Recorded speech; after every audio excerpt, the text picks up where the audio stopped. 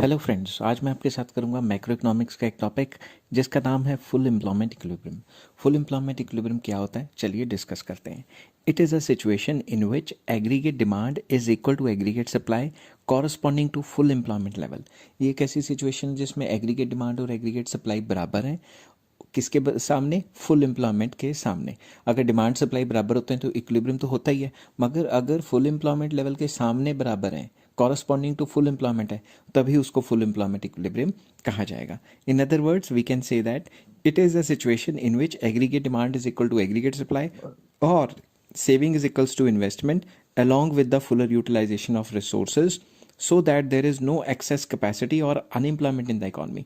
तो डिमांड और सप्लाई बराबर होंगे, और आपको पता है जहाँ डिमांड सप्लाई बराबर होते हैं, एग्रीगेट डिमांड और एग्रीगेट सप्लाई बराबर होते हैं, वहाँ सेविंग और इन्वेस्टमेंट भी बराबर होती हैं। अगर आपको नहीं पता तो आप पिछली वीडियोस मेरी देख सकते हैं। तो जब भी एग्रीगेट डिमांड एग्रीगेट सप्लाई बराबर होंगे, उस टाइम पे फुलर यूटिलाइजेशन हो रही होगी रिसोर्सेज की, और कोई भी रिसोर्स अनएम्प्लॉयड नहीं होगा। ठीक है, अब इसको एक्सप्लेन करने के दो तरीके हैं, तो दोनों के दोनों तरीके मैं आपको बताऊंगा। पहला तरीका ये आपके सामने कई बुक्स में इस तरीके से दिया हुआ है, कई बुक में दूसरे तरीके से दिया हुआ है। सपोज मैंने ये एग्रीगेट डिमांड का एग्रीगेट सप्लाई का बना लिया 45 डिग्री एग्रीगेट सप्लाई कर्व, और मैंने एग्रीगेट डिमांड कर्व बना ली है। तो मैं यहाँ एग्रीगेट डिमांड कर्व की भी ड्राइंग कर देता हूँ। ये लो, मान लो ये है एग्रीगेट डिमांड कर्व, मैं इसको नाम दे देता हूँ एडी। अगर ये इक्विलिब्रियम जहाँ पे ये इंटरसेक्ट होते हैं एडी और एस, वो होता है इक्विलिब्रियम। अगर ये इक्विलिब्रियम फुल एम्प्लॉयमेंट के सामने है, suppose N F is the full employment level, अगर फुल एम्प्लॉयमेंट के सामने डिमांड और सप्लाई बराबर हो गए तो उसे फुल एम्प्लॉयमेंट इक्विलिब्रियम कहा जाता है। बट कई बुक्स में ऐसा डायग्राम नहीं होता, कई बुक्स में डायग्राम बनाने का तरीका थोड़ा डिफरेंट होता है। मैं आपको दोनों के दोनों समझा दूंगा। तो दूसरी बुक्स में ऐसे होता है कि 45 डिग्री तक लेके जाते हैं, रुक जाओ मैं अच्छे तरीके से बना देता हूँ। 45 डिग्री तक लाइन लेके जाते हैं ऐसे, ठीक है, और इसको उसके बाद जो लाइन होती है वो कर देते हैं पैरेलल टू वाई एक्सेस। ठीक है, तो मैं इसको अच्छे से मैं इसको बना देता हूँ। यहाँ से ये 45 डिग्री होगी और यहाँ से ये ऐसे होगी। तो ये है एग्रीगेट सप्लाई कर्व। तो ये कर्व कहती है कि भाई इस पॉइंट तक, ये जो पॉइंट है आपका, जहाँ तक ये वाला पॉइंट जो मैंने ब्लू लाइन का कर दिया है, इस पॉइंट तक का आपका क्या है? Full employment level. ठीक है, फुल एम्प्लॉयमेंट लेवल, क्योंकि इसके बाद एम्प्लॉयमेंट कभी नहीं बढ़ सकती, इसलिए जो एग्रीगेट सप्लाई कर्व है वो पैरेलल टू वाई एक्सेस चलेगी। अगर हमारी एग्रीगेट डिमांड कर्व, ठीक है, इसी पॉइंट से निकल रही है, एग्रीगेट डिमांड कर्व इसी पॉइंट से निकल रही है, तो हम कहेंगे कि ये फुल एम्प्लॉयमेंट इक्विलिब्रियम है। फॉर एग्जांपल मैं एक डायग्राम बनाता हूँ और आपको समझाता हूँ। अगर एग्रीगेट डिमांड और एग्रीगेट सप्लाई इसी फुल एम्प्लॉयमेंट लेवल पे बराबर आ रहे हैं, मैं इसको नाम भी दे देता हूँ एग्रीगेट डिमांड, तो इस पॉइंट को फुल एम्प्लॉयमेंट इक्विलिब्रियम कहा जाता है। Full, N for employment, E Q U I मतलब इक्विलिब्रियम। अगर आपने पेपर में शॉर्ट फॉर्म नहीं लिखनी, पूरा लिखना है। तो जब भी एग्रीगेट डिमांड और एग्रीगेट सप्लाई बराबर होते हैं फुल एम्प्लॉयमेंट के सामने, तो उसे फुल एम्प्लॉयमेंट इक्विलिब्रियम कहा जाता है। I hope. हेलो फ्रेंड्स, आज मैं आपके साथ मैक्रो इकोनॉमिक्स का एक और टॉपिक लेके आया हूँ जिसका नाम है अंडर एम्प्लॉयमेंट इक्विलिब्रियम। तो चलिए विदाउट वेस्टिंग एनी टाइम शुरू करते हैं। अंडर एम्प्लॉयमेंट इक्विलिब्रियम एक ऐसी सिचुएशन है in which aggregate demand is equal to aggregate supply below full employment level. Aggregate demand और एग्रीगेट सप्लाई बराबर तो होते हैं, मगर फुल एम्प्लॉयमेंट के सामने बराबर नहीं होते। In simple words we can say that it is a situation in which it is a situation in the economy where demand and supply are equal, aggregate demand aggregate supply or saving and investment are equal without reaching full employment level। ठीक है, मैं यहाँ लिख देता हूँ, line miss हो गई होगी, without reaching full employment level, reaching full employment level, full employment level पे पहुंचे नहीं है, फिर भी पहले ही डिमांड सप्लाई बराबर होगी। कैसे? इसको एक्सप्लेन करने के लिए मैंने एग्रीगेट सप्लाई कर्व दो तरीके से बनाई है, क्योंकि अलग अलग बुक्स में अलग अलग डायग्राम होता है। ध्यान से समझना इसको। कुछ बुक्स में एग्रीगेट सप्लाई 45 डिग्री की होगी और जो एग्रीगेट डिमांड है वो इस टाइप से इसको इंटरसेक्ट करेगी। ठीक है, और इसको मैं नाम दे देता हूँ एग्रीगेट डिमांड। तो जहाँ पे aggregate demand aggregate supply cut करती है वो इक्विलिब्रियम तो आ गया है। तो अगर मैं इक्विलिब्रियम को डॉटेड लाइन से ज्वाइन करूँ तो ये एम्प्लॉयमेंट का लेवल तो ये है, मगर फुल एम्प्लॉयमेंट का लेवल तो ये है। तो फुल एम्प्लॉयमेंट के लेवल से तो नीचे ही इंटरसेक्ट कर रही है ना। तो जब भी फुल एम्प्लॉयमेंट लेवल के नीचे इंटरसेक्ट करती है, या फिर मान लो इसके सामने अगर हम लेके चलें तो मान लो फुल एम्प्लॉयमेंट लेवल पे एग्रीगेट सप्लाई इतनी है, तो इसके तो नीचे ही इंटरसेक्ट कर रही है ना, या इससे तो कम ही कर रही है। तो अंडर एम्प्लॉयमेंट इक्विलिब्रियम एक ऐसी सिचुएशन होती है जिसमें फुल एम्प्लॉयमेंट पे रीच करने से पहले ही डिमांड सप्लाई आपस में बराबर हो जाती है। अब दूसरी तरफ कुछ बुक्स में डायग्राम ऐसा है कि फुल एम्प्लॉयमेंट लेवल तो यहाँ है, मगर एग्रीगेट डिमांड जो है वो एग्रीगेट सप्लाई को पहले ही इंटरसेक्ट कर लेगी। समझ गए ना बात? तो अब अगर मैं यहाँ पे एग्रीगेट डिमांड लगाऊं तो इक्विलिब्रियम तो पहले ही हो गया, तो इक्विलिब्रियम के सामने एम्प्लॉयमेंट लेवल है ON, मगर फुल एम्प्लॉयमेंट के सामने एम्प्लॉयमेंट लेवल है ONF। तो ये जो बीच का जो गैप है ये हमें क्या दिखाता है? ये हमें दिखाता है अनएम्प्लॉयमेंट लेवल, कि इकॉनमी में कितनी ज़्यादा अनएम्प्लॉयमेंट है। हेलो फ्रेंड्स, आज मैं आपके साथ मैक्रो इकोनॉमिक्स का एक और टॉपिक लेके आया हूँ जिसका नाम है ओवर फुल एम्प्लॉयमेंट इक्विलिब्रियम। तो चलिए विदाउट वेस्टिंग एनी टाइम शुरू करते हैं। ओवर फुल एम्प्लॉयमेंट इक्विलिब्रियम क्या होता है? It is a situation in which aggregate demand is equal to aggregate supply over and above the full employment equilibrium. तो demand और सप्लाई बराबर तो होते हैं, मगर डिमांड और सप्लाई फुल एम्प्लॉयमेंट के ऊपर जाके बराबर हो जाते हैं। मैं आपको एग्जाम्पल देता हूँ और डायग्राम से समझाने की कोशिश करता हूँ। तो कुछ बुक्स में एग्रीगेट सप्लाई 45 डिग्री की होगी और पैरेलल टू वाई एक्सिस नहीं होगी, और कुछ बुक्स में इस तरीके का एग्रीगेट सप्लाई होगा। तो फॉर एग्जांपल मैं एग्रीगेट डिमांड बनाता हूँ और एग्रीगेट डिमांड का स्लोप इस तरीके से है। तो मान लो एग्रीगेट डिमांड एग्रीगेट सप्लाई को यहाँ पे इंटरसेक्ट कर रही है, तो इक्विलिब्रियम लेवल ये हो गया, ठीक है। तो मैं इसको डॉटेड लाइन से नीचे मिला लेता हूँ, ये एम्प्लॉयमेंट लेवल आ गया, ठीक है, गिवन सिचुएशन में। मगर अगर फुल एम्प्लॉयमेंट लेवल पहले ही अचीव हो चुका है और डिमांड अगर उससे ज़्यादा हो गई है, तो इस चीज़ को ओवर फुल एम्प्लॉयमेंट इक्विलिब्रियम कहते हैं। ओवर फुल एम्प्लॉयमेंट इक्विलिब्रियम एक ऐसी सिचुएशन है जिसमें एम्प्लॉयमेंट तो नहीं बढ़ती, एम्प्लॉयमेंट यहाँ तक पहुँच ही नहीं पाती, क्योंकि इकॉनमी ऑलरेडी फुल एम्प्लॉयमेंट पे रीच कर चुकी है। तो इकॉनमी हमेशा इसी लेवल पे ले जाती है, फुल एम्प्लॉयमेंट से ज़्यादा तो हो ही नहीं सकती, मगर इक्विलिब्रियम ऊपर होता है। तो जब भी इक्विलिब्रियम ऊपर होता है, इसकी वजह से एक्सेस डिमांड भी हो सकती है और इन्फ्लेशनरी प्रेशर भी क्रिएट हो सकते हैं, क्योंकि फुल एम्प्लॉयमेंट तो ऑलरेडी अचीव हो चुकी है। इसको और सिंपल डायग्राम से एक्सप्लेन करते हैं। वैसे ये जो डायग्राम है ये मैं कभी प्रेफर नहीं करता, मगर ज़्यादातर बुक्स में ये डायग्राम आजकल आ रहा है, ठीक है। ग्रेजुएशन लेवल पे क्या होता है, ये जो है आपका फुल एम्प्लॉयमेंट लेवल है, तो इसको मैं डॉटेड लाइन से पहले नीचे ड्रॉ कर लेता हूँ कि भाई हमारा फुल एम्प्लॉयमेंट लेवल ये है NF। मगर अगर एग्रीगेट डिमांड फुल एम्प्लॉयमेंट के ऊपर इंटरसेक्ट करती है, तो उस सिचुएशन को हम ओवर फुल एम्प्लॉयमेंट इक्विलिब्रियम कहते हैं। तो इस डायग्राम में ज़्यादा क्लियर है कि भाई इक्विलिब्रियम ऊपर है, ठीक है, इक्विलिब्रियम ऊपर है और फुल एम्प्लॉयमेंट के ऊपर चले जाता है, जिससे हमें ये पता लगता है हम ऑलरेडी अपने रिसोर्सेज को फुली यूटिलाइज कर रहे हैं, तो इससे ज़्यादा हमारे पास रिसोर्सेज नहीं है। तो ओवर फुल एम्प्लॉयमेंट इक्विलिब्रियम एक ऐसी सिचुएशन है जहाँ एग्रीगेट डिमांड और एग्रीगेट सप्लाई बराबर होते हैं over and above the level of full employment. Hello friends, आज मैं आपके साथ मैक्रो इकोनॉमिक्स का एक टॉपिक लेके आया हूँ जिसका नाम है वॉलंटरी अनएम्प्लॉयमेंट। तो वॉलंटरी अनएम्प्लॉयमेंट क्या होता है, चलिए शुरू करते हैं। It is a situation when people choose to remain unemployed even when jobs are available. ये एक ऐसी सिचुएशन है जिसमें जो पीपल हैं, वो लोग हैं, ये सोचते हैं कि भाई जॉब्स अवेलेबल हैं फिर भी हमने काम नहीं करना। क्यों? They may not be willing to work at all, वो काम ही नहीं करना चाहते, या फिर और not willing to work at a existing wage rate. ये भी हो सकता है कि जो उनको वेज रेट ऑफर की जा रही हो उस वेज रेट पे काम नहीं करना चाहते, कि भाई हम इस रेट पे काम नहीं करेंगे।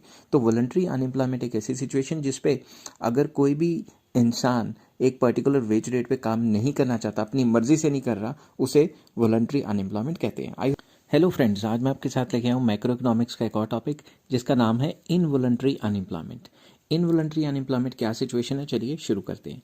It is a situation when some people are not getting the work. ये एक ऐसी सिचुएशन है जिसमें कुछ लोगों को काम नहीं मिल पा रहा, even when they are willing to work at existing wage rate. काम नहीं मिल पा रहा, वो काम करने के लिए तैयार हैं, जो भी वेज रेट मार्केट में चल रही है उस वेज रेट पे काम करने को तैयार है, मगर काम ही नहीं है, उनको काम ही नहीं मिल रहा। Problem of unemployment refers to the problem of involuntary unemployment. जो भी हमारे मुल्क में, हमारे कंट्री में जो अनएम्प्लॉयमेंट की प्रॉब्लम है, इसका मतलब इनवॉलंटरी अनएम्प्लॉयमेंट, मतलब लोग अपनी मर्जी से थोड़ी ना अनएम्प्लॉयमेंट है, वो अनएम्प्लॉयड है, वो तो काम करना चाहते हैं मगर उनको काम नहीं मिल रहा, and not the problem of voluntary unemployment. Hello friends, आज मैं आपके साथ लेके आया हूँ मैक्रो इकोनॉमिक्स का एक और टॉपिक जिसका नाम है फुल एम्प्लॉयमेंट। तो फुल एम्प्लॉयमेंट क्या होती है, चलिए शुरू करते हैं। It is a situation when all those who are able to work and are willing to work at existing wage rate are getting the work. ये एक ऐसी सिचुएशन है जिसमें जितने भी बंदे काम करने के लिए विलिंग है और काम करने को तैयार हैं एग्जिस्टिंग वेज रेट के ऊपर, उनको काम मिल रहा है, उस सिचुएशन को फुल एम्प्लॉयमेंट कहा जाता है। In other words we can say that full employment occurs when the demand for labour is equal to supply of labour. ये एक ऐसी सिचुएशन है जिसमें डिमांड फॉर लेबर और सप्लाई ऑफ लेबर बराबर होती है। अब मैं इसको एक डायग्राम की मदद से आपको एक्सप्लेन करने की कोशिश करूंगा। तो सबसे पहले मैं बनाता हूँ aggregate supply. Aggregate supply 45 degree तक होती है एक सिचुएशन में, उसके बाद aggregate supply parallel to Y axis चली जाती है। ठीक है, तो अब मैं कलर चेंज करता हूँ। ये एग्रीगेट सप्लाई है और ये फुल एम्प्लॉयमेंट लेवल है। ठीक है, अगर एग्रीगेट डिमांड एग्रीगेट सप्लाई को फुल एम्प्लॉयमेंट पे ही काटती है, इसी पॉइंट पे काटती है, तो इस सिचुएशन को हम क्या कहेंगे, फुल एम्प्लॉयमेंट लेवल। तो full employment level and full employment equilibrium भी कह सकते हो। तो फुल एम्प्लॉयमेंट एक ऐसी सिचुएशन जिसपे जितने इंसान काम करने को तैयार हैं उन सबको काम मिल रहा है। ठीक है, तो मैं यहाँ एरो मार के लिख देता हूँ full, N for employment, EQUI मतलब इक्विलिब्रियम। मगर आप पेपर में शॉर्ट फॉर्म मत लिखना। तो फुल एम्प्लॉयमेंट इक्विलिब्रियम ये था। नेक्स्ट टॉपिक मैं लेके आऊँगा full employment does not mean zero unemployment. Hello friends, आज मैं आपके साथ मैक्रो इकोनॉमिक्स का एक टॉपिक लेके आया हूँ जिसका नाम है full employment does not mean zero unemployment. Full employment का मतलब ये नहीं कि अनएम्प्लॉयमेंट होगी ही नहीं। चलिए शुरू करते हैं। Full employment does not mean a situation of zero unemployment. क्यों? Owing to constantly changing demand and supply parameters in the economy, there always exists some frictional and structural unemployment. अगर फुल एम्प्लॉयमेंट हो भी गई तो लगातार demand supply change होते जा रहे हैं, उसकी वजह से frictional unemployment and structural unemployment हो सकती है। तो फ्रिक्शनल अनएम्प्लॉयमेंट सिंपल वर्ड्स में होता है जो शॉर्ट पीरियड की अनएम्प्लॉयमेंट, जैसे आपने पिज़्ज़ा हट में नौकरी की, डोमिनोज में जॉब करते हो, वहाँ से छोड़ी कॉल सेंटर में लग गए तो 2 4 5 10 दिन की अनएम्प्लॉयमेंट, उसे फ्रिक्शनल कहते हैं, जो शॉर्ट पीरियड के लिए होती है। स्ट्रक्चरल अनएम्प्लॉयमेंट के जैसे जैसे टेक्नोलॉजी चेंज होती रहती है, कुछ पुरानी इंडस्ट्रीज, पुरानी टेक्नोलॉजी की इंडस्ट्रीज बंद होती रहती हैं और नई टेक्नोलॉजीज की इंडस्ट्रीज खुलती रहती है। The minimum rate of unemployment that must always exist in the economy is called natural rate of unemployment. तो फ्रीडमैन हुए हैं, उन्होंने कहा है कि एक minimum level of unemployment economy में हमेशा रहता है, उस लेवल को हम नेचुरल रेट ऑफ अनएम्प्लॉयमेंट कहते हैं। चाहे इकोनॉमी फुल एम्प्लॉयमेंट पे लेवल पे भी होगी, मगर वो मिनिमम लेवल ऑफ अनएम्प्लॉयमेंट या नेचुरल रेट ऑफ अनएम्प्लॉयमेंट होगा ही होगा।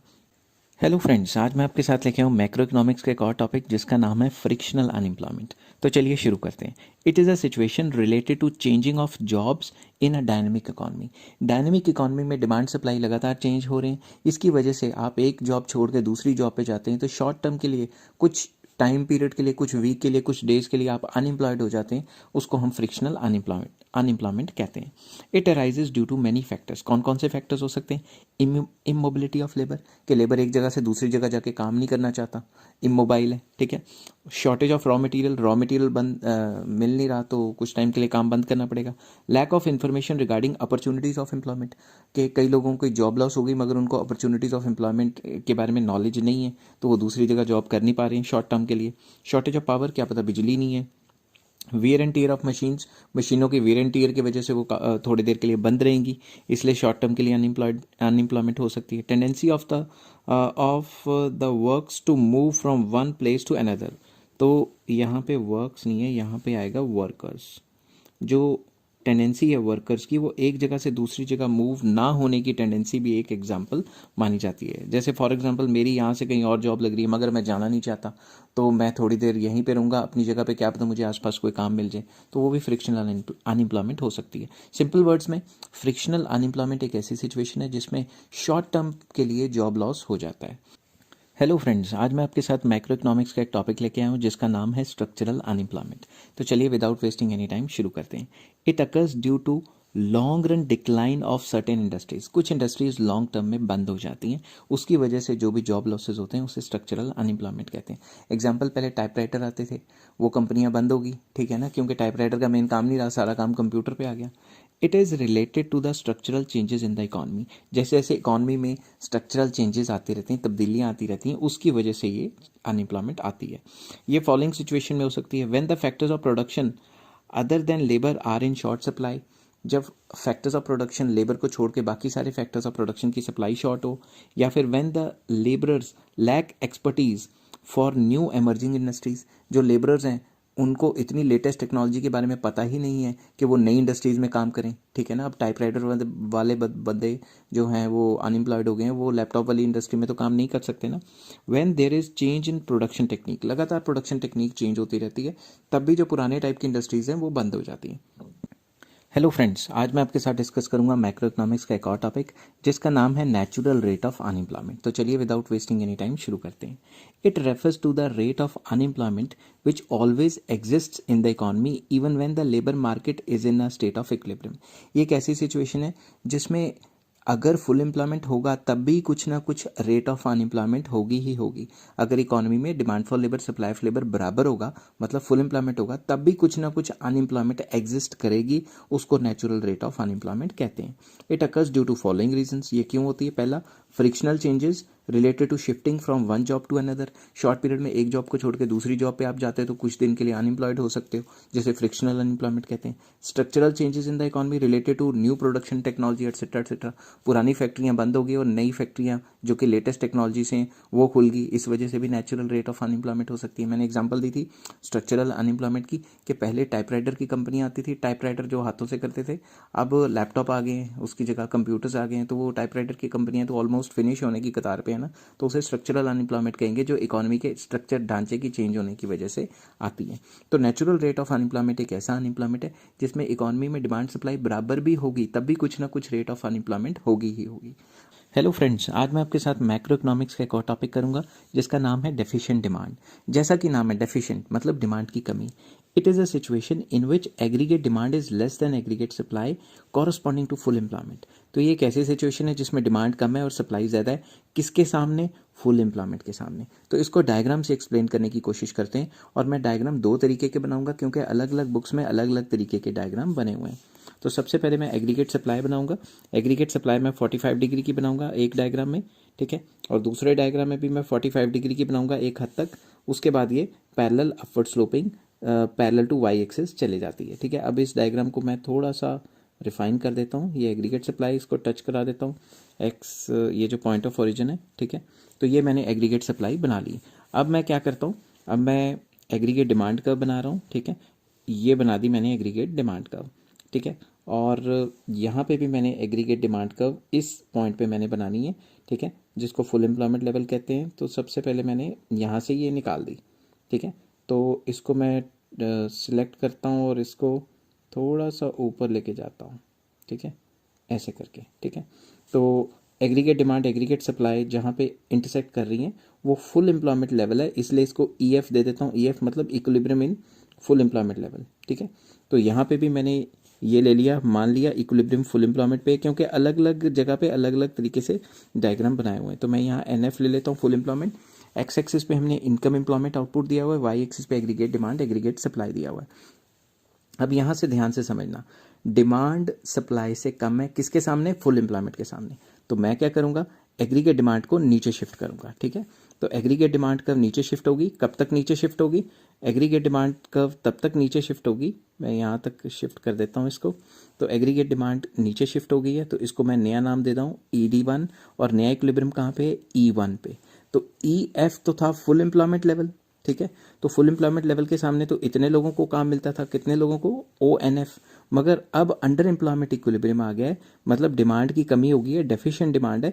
अब सिर्फ ON1 बंदों को काम मिलता है, और ये जो इसके बीच में गैप है इसे क्या कहेंगे? अनएम्प्लॉयमेंट। तो जब भी डेफिशिएंट डिमांड होती है तो अनएम्प्लॉयमेंट तो समझ लो होनी ही होनी है। अगर मुझे इस डायग्राम को एक्सप्लेन करना है तो मुझे इसमें भी aggregate demand curve full employment से नीचे शिफ्ट करनी पड़ेगी। तो मैं भी ये फुल एम्प्लॉयमेंट से नीचे शिफ्ट कर लेता हूँ।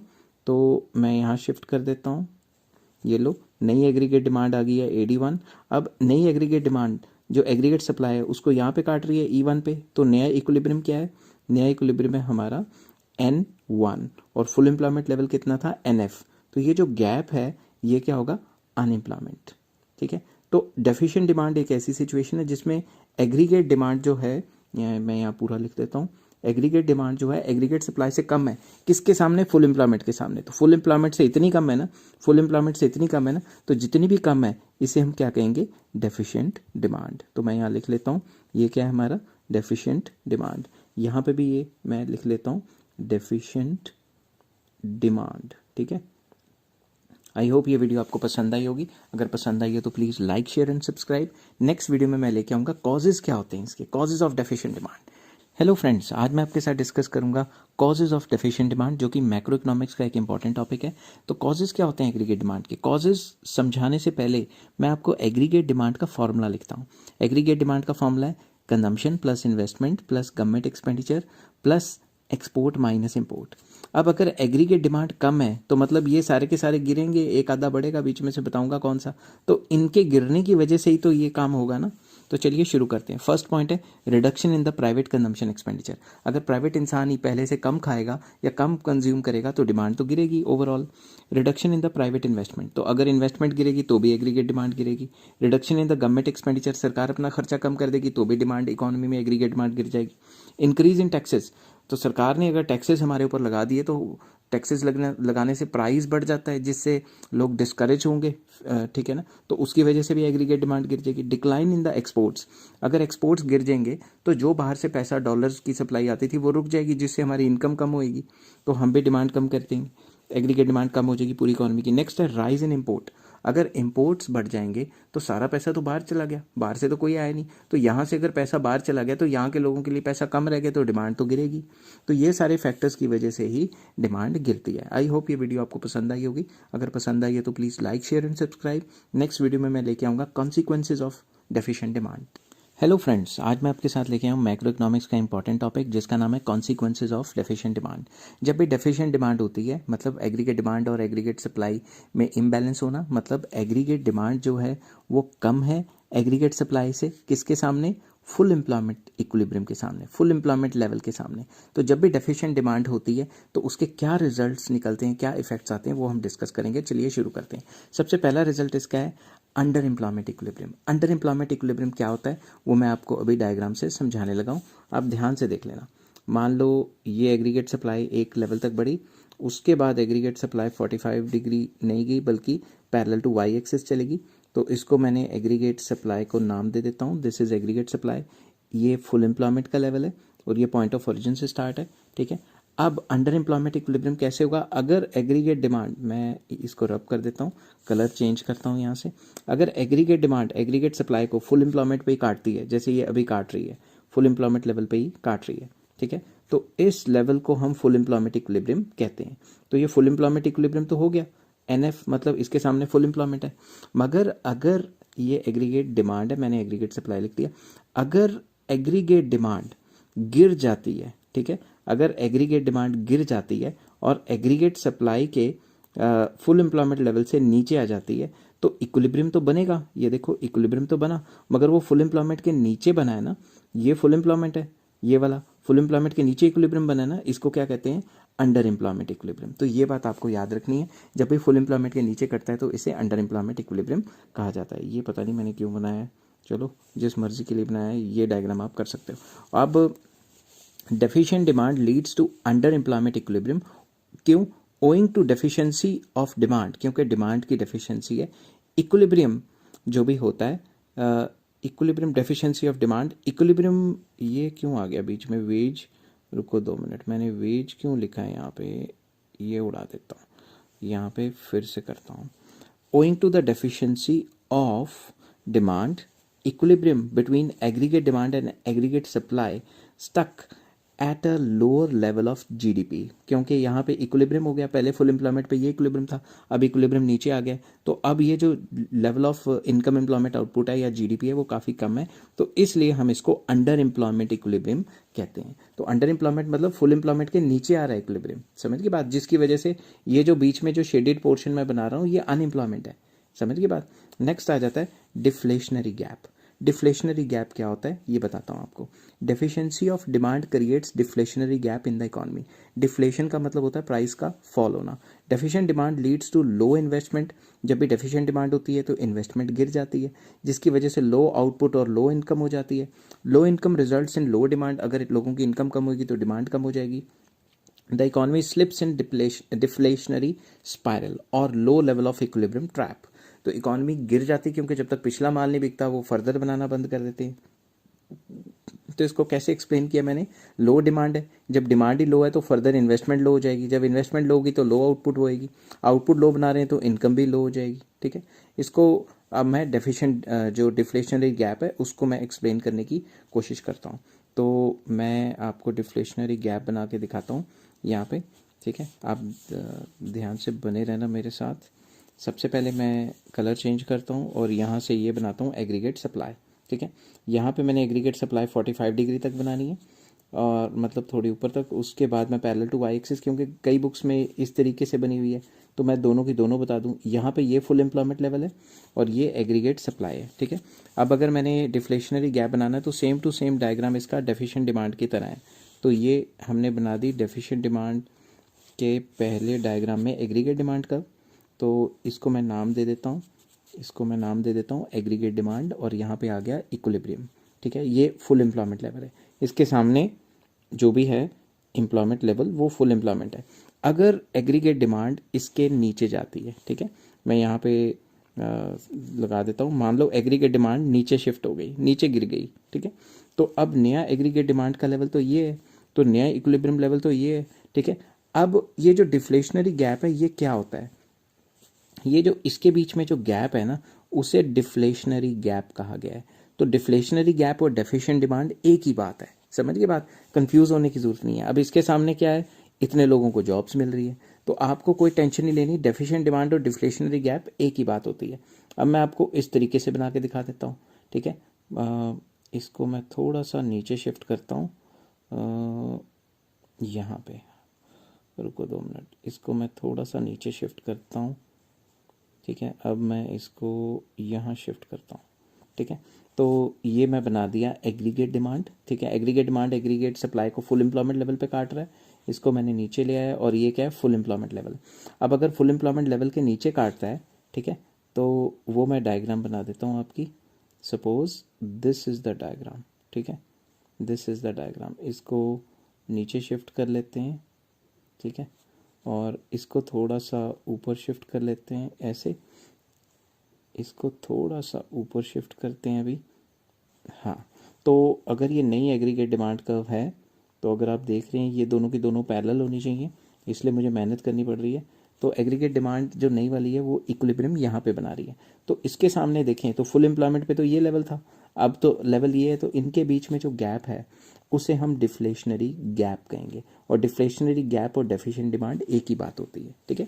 तो इस पॉइंट में हमने ये करना था कि डिफ्लेशनरी गैप आ जाता है, और डिफ्लेशनरी गैप कहता है कि भाई जब तक पुराना माल नहीं बिकता उसको साफ़ करने के लिए इन्वेस्टमेंट लो हो जाती है, क्योंकि फर्दर बनना बंद हो जाता है, और लो आउटपुट होती है, और लो आउटपुट होती है तो लोगों की एम्प्लॉयमेंट कम जनरेट होएगी क्योंकि इन्वेस्टमेंट कम हुई है। तो ऐसे ये वीसीएस सर्कल सा चलता रहता है। थर्ड पॉइंट पे आते हैं, अनडिजायर्ड स्टॉक्स, ठीक है। In a situation of deficient demand, producers are not able to sell all that they plan to sell or wish to sell. Producers के पास इतना स्टॉक इकट्ठा हो जाता है जो वो बेचना चाहते हैं वो बेच नहीं पाते। Hence, undesired stocks tends to pile up. तो उनके पास स्टॉक इकट्ठा हो जाता है। Clearance of undesired stocks lead to fall in prices. सेलें लगा लगा के माल बेचना पड़ता है। Fall in planned output for the year ahead. तो जब तक पिछला माल नहीं बिकेगा तो नेक्स्ट टाइम पीरियड का माल वो कम बनाएंगे ना, नेक्स्ट क्वार्टर का या नेक्स्ट मंथ का या नेक्स्ट ईयर का, ठीक है। Both these factors contribute to deflationary spiral in the economy. इन दोनों की वजह से डिफ्लेशनरी प्रेशर मतलब प्राइसेस गिर जाते हैं, क्योंकि जब तक पुराना माल नहीं बिकेगा नया बनना मुश्किल है, ठीक है। बनाएंगे भी किस लिए जब तक पुराना नहीं बिक रहा। नेक्स्ट आ जाता है loss of profits. Deficiency of demand causes loss of profit. It happens because producers are not able to clear their stocks. एक तो प्रोड्यूसर्स के पास जो माल पड़ा था वो बिक नहीं पाया।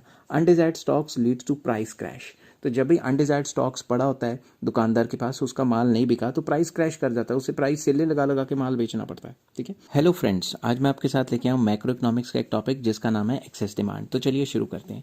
It is a situation in which aggregate demand is more than aggregate supply corresponding to full employment. ये एक ऐसी सिचुएशन है जिसमें एग्रीगेट डिमांड ज्यादा है, किससे, एग्रीगेट सप्लाई से, किसके सामने, फुल एम्प्लॉयमेंट के सामने। अब इसको डायग्राम से एक्सप्लेन करते हैं। इसके दो तरीके के डायग्राम्स होते हैं, अलग अलग बुक्स में अलग अलग दिए होते हैं, मगर मैं दोनों तरीके से डायग्राम आपको एक्सप्लेन कर दूंगा। पहला जो डायग्राम आता है उसमें एग्रीगेट सप्लाई को 45 डिग्री दिखाया जाता है, ठीक है, और जो दूसरा डायग्राम है उसमें एक हद तक 45 डिग्री दिखाया जाता है, और उसके बाद क्या करते हैं, पैरेलल टू वाई एक्सिस कर दिया जाता है, क्योंकि वो इस डायग्राम का मानना है कि फुल एम्प्लॉयमेंट तक हमने अचीव कर लिया है तो इससे ज़्यादा एग्रीगेट सप्लाई नहीं बढ़ सकती। तो इसका फुल एम्प्लॉयमेंट लेवल ये वाला पॉइंट होता है जो मैंने काफ़ी मोटा सा करके दिखा दिया। अब ये एग्रीगेट सप्लाई है, अब हम बनाते हैं फुल एम्प्लॉयमेंट लेवल, ठीक है। तो फुल एम्प्लॉयमेंट लेवल को बनाने के लिए मैंने यहाँ से ये लाइन खींच दी, ठीक है, इसको मैं बैक करता हूँ और मैं एक सीधी लाइन ड्रॉ करता हूँ, ठीक है। ये मैंने एग्रीगेट डिमांड ड्रॉ कर ली है, ठीक है। मैं इसको नाम दे देता हूँ एग्रीगेट डिमांड। तो जहाँ पे भी एग्रीगेट डिमांड एग्रीगेट सप्लाई होती है, कट करती है, हम ये मान लेते हैं कि ये फुल एम्प्लॉयमेंट का लेवल ऑलरेडी अचीव हो चुका है। मगर अगर फुल एम्प्लॉयमेंट से भी डिमांड बढ़ जाए, ठीक है, अगर फुल एम्प्लॉयमेंट से भी डिमांड बढ़ जाए तो उसे ही तो एक्सेस डिमांड कहते हैं। तो नई एग्रीगेट डिमांड है लेट दिस वाली, ठीक है। तो यहाँ पे मैं जोड़ देता हूँ इसको, ये नई एग्रीगेट डिमांड होगी AD1। अब फुल एम्प्लॉयमेंट लेवल तो यहीं पे हमारा अचीव हो गया था, तो नया इक्विलिब्रियम तो हमारा फुल एम्प्लॉयमेंट से ऊपर है ना, इसीलिए इसको ओवर फुल एम्प्लॉयमेंट इक्विलिब्रियम भी कहा जाता है। तो मगर एम्प्लॉयमेंट तो यहाँ पे ऑलरेडी फुल हमने अचीव कर लिया, तो एम्प्लॉयमेंट इससे ज़्यादा नहीं बढ़ेगी। तो अगर मैं इसको डॉटेड लाइन लगा के यहाँ ABCD कोई भी नाम दे दूँ, तो ये जो इन दोनों कर्व्स में गैप है, इसे क्या कहते हैं, एक्सेस डिमांड। समझ गए बात, कि डिमांड इतनी ज़्यादा एक्सेस है फुल एम्प्लॉयमेंट के लेवल से। अब नेक्स्ट डायग्राम में हम क्या करते हैं, नेक्स्ट डायग्राम में भी हम इसी तरीके से एक लाइन बनाते हैं, ठीक है। तो उसमें हमने ये लाइन बनाई कि जिसमें फुल एम्प्लॉयमेंट पहले से अचीव हो चुका है। इसको मैं थोड़ा सा हिला देता हूँ, उधर इधर कर देता हूँ, फुल एम्प्लॉयमेंट पे आ जाए, ठीक है। तो इसको मैंने नाम दे दिया है भाई AD एग्रीगेट डिमांड। ये फुल एम्प्लॉयमेंट पे तो पहले से अचीव हो चुका है, ठीक है। मगर अगर फुल एम्प्लॉयमेंट के भी ऊपर ये डिमांड सप्लाई को काट रही है, तो वो नया इक्विलिब्रियम जो है वो तो इस पॉइंट पे आ जाएगा, ठीक है। और जो फुल एम्प्लॉयमेंट का इक्विलिब्रियम था वो तो इसी पॉइंट पे था। अब इसके सामने देखो, एम्प्लॉयमेंट का लेवल तो वही का वही रहा, मगर इक्विलिब्रियम ऊपर शिफ्ट हो गया। अब जो इसमें जो गैप है ना, उसे हम कहते हैं एक्सेस डिमांड, इसे हम कहते हैं एक्सेस डिमांड, ठीक है। एक्सेस डिमांड एक ऐसी सिचुएशन है जिसमें फुल एम्प्लॉयमेंट से एग्रीगेट डिमांड बढ़ जाती है, ठीक है। तो इस सिचुएशन में एम्प्लॉयमेंट तो बढ़ नहीं पाती, बस डिमांड बढ़ती है, जिसकी वजह से महंगाई भी हो सकती है। और क्या क्या हो सकता है वो मैं आने वाली वीडियो में आपको बताऊंगा। तो ये था हमारा एक्सेस डिमांड। दो अलग अलग तरीके से मैंने एक्सप्लेन कर दिया, कुछ बुक्स में इस तरीके से, कुछ बुक्स में इस तरीके से। अगर आपको ये वीडियो पसंद आई हो तो please like, share and subscribe. Hello friends, आज मैं आपके साथ करूंगा कॉजेज ऑफ एक्सेस डिमांड, जो कि मैक्रो इकोनॉमिक्स का एक इंपॉर्टेंट टॉपिक है। तो एक्सेस डिमांड के क्या कॉजेज हैं, उससे पहले मैं आपको एक हिंट देता हूँ। एग्रीगेट डिमांड का फॉर्मूला क्या था, consumption plus investment plus government expenditure plus export minus import. अब इन्हीं फैक्टर्स में चेंज आएगा तभी डिमांड बढ़ेगी, ये बात याद रखना। तो सबसे पहला, increase in the private consumption expenditure. See, अगर प्राइवेट खर्चा बढ़ जाएगा तो ओवरऑल डिमांड तो बढ़ी जाएगी इकोनॉमी में। Increase in the private investment, अगर प्राइवेट सेक्टर ज़्यादा इन्वेस्टमेंट करने लग गया तो इकोनॉमी में ज़्यादा पैसा आएगा, जॉब्स क्रिएट होंगे, उससे भी एम्प्लॉयमेंट बढ़ सकती है और एम्प्लॉयमेंट बढ़ने से डिमांड बढ़ेगी। Increase in the government expenditure, सरकार अपना खर्चा बढ़ा सकती है, जिसकी वजह से डिमांड बहुत ज़्यादा हो सकती है। कोरोना के टाइम पे ऐसे ही हो रहा है, सरकार ने दब के नोट छापे सेंट्रल बैंक्स ने, और डिमांड काफ़ी ज़्यादा बढ़ी हुई है, जिसकी वजह से हर एक कंट्री में इन्फ्लेशन है। Next, decrease in the taxes, अगर गवर्नमेंट टैक्सेस कम कर ले तो प्राइजेस भी गिर जाएंगे, और प्राइजेस के गिरने से डिमांड भी बढ़ सकती है, aggregate demand. Increase in exports, अगर हमारे एक्सपोर्ट्स बढ़ गए तो बाहर से डॉलर का इनफ्लो काफ़ी ज़्यादा हो जाएगा, जिससे हमारी इनकम बढ़ेगी, तो हम डिमांड ज़्यादा करेंगे। नेक्स्ट, फॉल इन इम्पोर्ट्स, अगर इम्पोर्ट गिर गए तो जो पैसे बाहर जाते थे वो बाहर जाना बंद हो जाएंगे या कम हो जाएंगे, तो हमारे पास ज़्यादा पैसे बचेंगे हमारे कंट्री के पास, और इससे भी एग्रीगेट डिमांड बढ़ सकती है, जिसकी वजह से एक्सेस डिमांड हो सकती है। आई होप ये वीडियो आपको पसंद आई होगी। अगर पसंद आई है तो please like, share and subscribe. Next video में मैं लेके आऊँगा कॉन्सिक्वेंसेज ऑफ एक्सेस डिमांड, कि एक्सेस डिमांड हो तो क्या होता है, इसके कॉन्सिक्वेंसेज या रिजल्ट्स क्या हैं। Till then, take care, have a nice day. और हेलो फ्रेंड्स, आज मैं आपके साथ मैक्रो इकोनॉमिक्स का एक टॉपिक डिस्कस करूंगा जिसका नाम है कॉन्सिक्वेंसेज ऑफ एक्सेस डिमांड। तो चलिए शुरू करते हैं। एक्सेस डिमांड के कॉन्सिक्वेंसेज मतलब असर क्या होते हैं। पहला है इन्फ्लेशनरी गैप। इन्फ्लेशन मतलब प्राइस राइज। तो इन्फ्लेशनरी गैप कैसे आता है, चलिए आपको दिखाता हूँ। During excess demand the level of output does not rise because factors are already fully employed. जब भी एक्सेस डिमांड होता है तो जो फैक्टर्स हैं वो तो ऑलरेडी फुली एम्प्लॉयड है, तो आउटपुट उससे ज़्यादा या फैक्टर्स उससे ज़्यादा तो बढ़ नहीं सकते। Excess demand generates the pressure on general price level, तो इसकी वजह से डिमांड बढ़ जाती है, सप्लाई रिस्ट्रिक्टेड रहेगी, तो इसकी वजह से प्राइजेस पे प्रेशर क्रिएट होता है।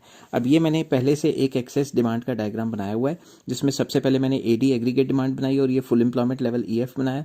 तो जब भी डिमांड ऊपर शिफ्ट हुई तो नया एग्रीगेट डिमांड AD1 हो गया, ठीक है, और नया इक्विलिब्रियम तो ये आ गया। मगर इक्विलिब्रियम चेंज होने का मतलब ये तो नहीं कि भाई हम E1 पे पहुंच गए, हम E1 पे नहीं पहुंच सकते, क्योंकि हम A पॉइंट पे हैं। क्यों? क्योंकि सप्लाई तो उतनी की उतनी है ना, सप्लाई में तो रिस्ट्रिक्शन है, डिमांड बढ़ गई है, सप्लाई उतनी की उतनी है, तो हम EF मतलब फुल एम्प्लॉयमेंट लेवल से यहाँ पे पहुंचेंगे ए पॉइंट पे, ना कि हम E1 पे जाएंगे। तो ये जो गैप है जिसको हम एक्सेस डिमांड कहते थे, सेम टू सेम डायग्राम है, उसी को ही हम इन्फ्लेशनरी गैप कहते हैं।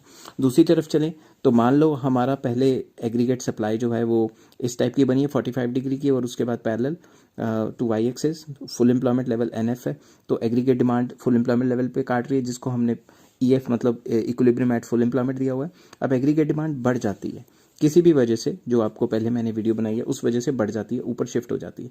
तो नई एग्रीगेट डिमांड E है, AD1 है। अब नया इक्विलिब्रियम क्या हो गया, E।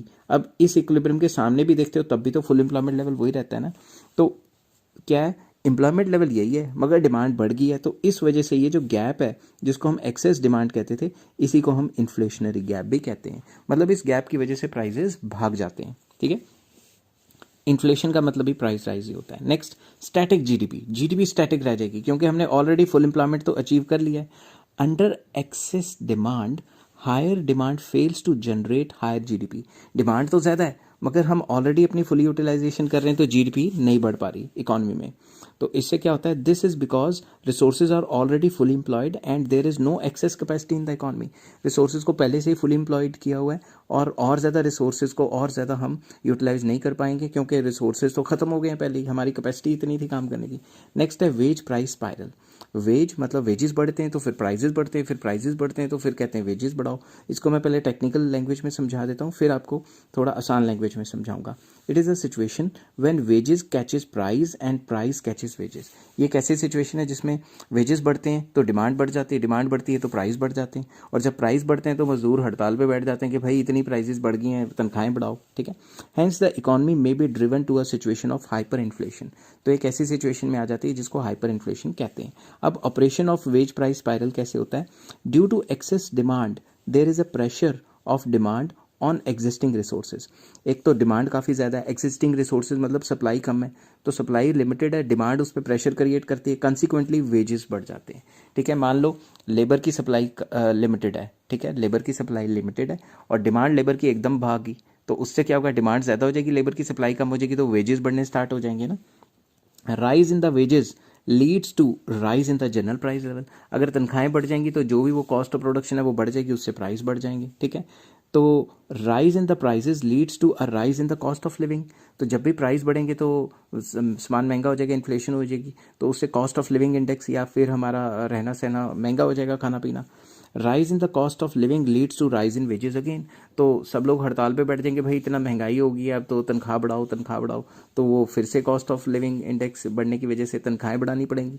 ठीक है, और तनख्वाहें बढ़ाएंगे तो फिर से प्राइस बढ़ जाएगी। तो ये क्या है, wage price spiral.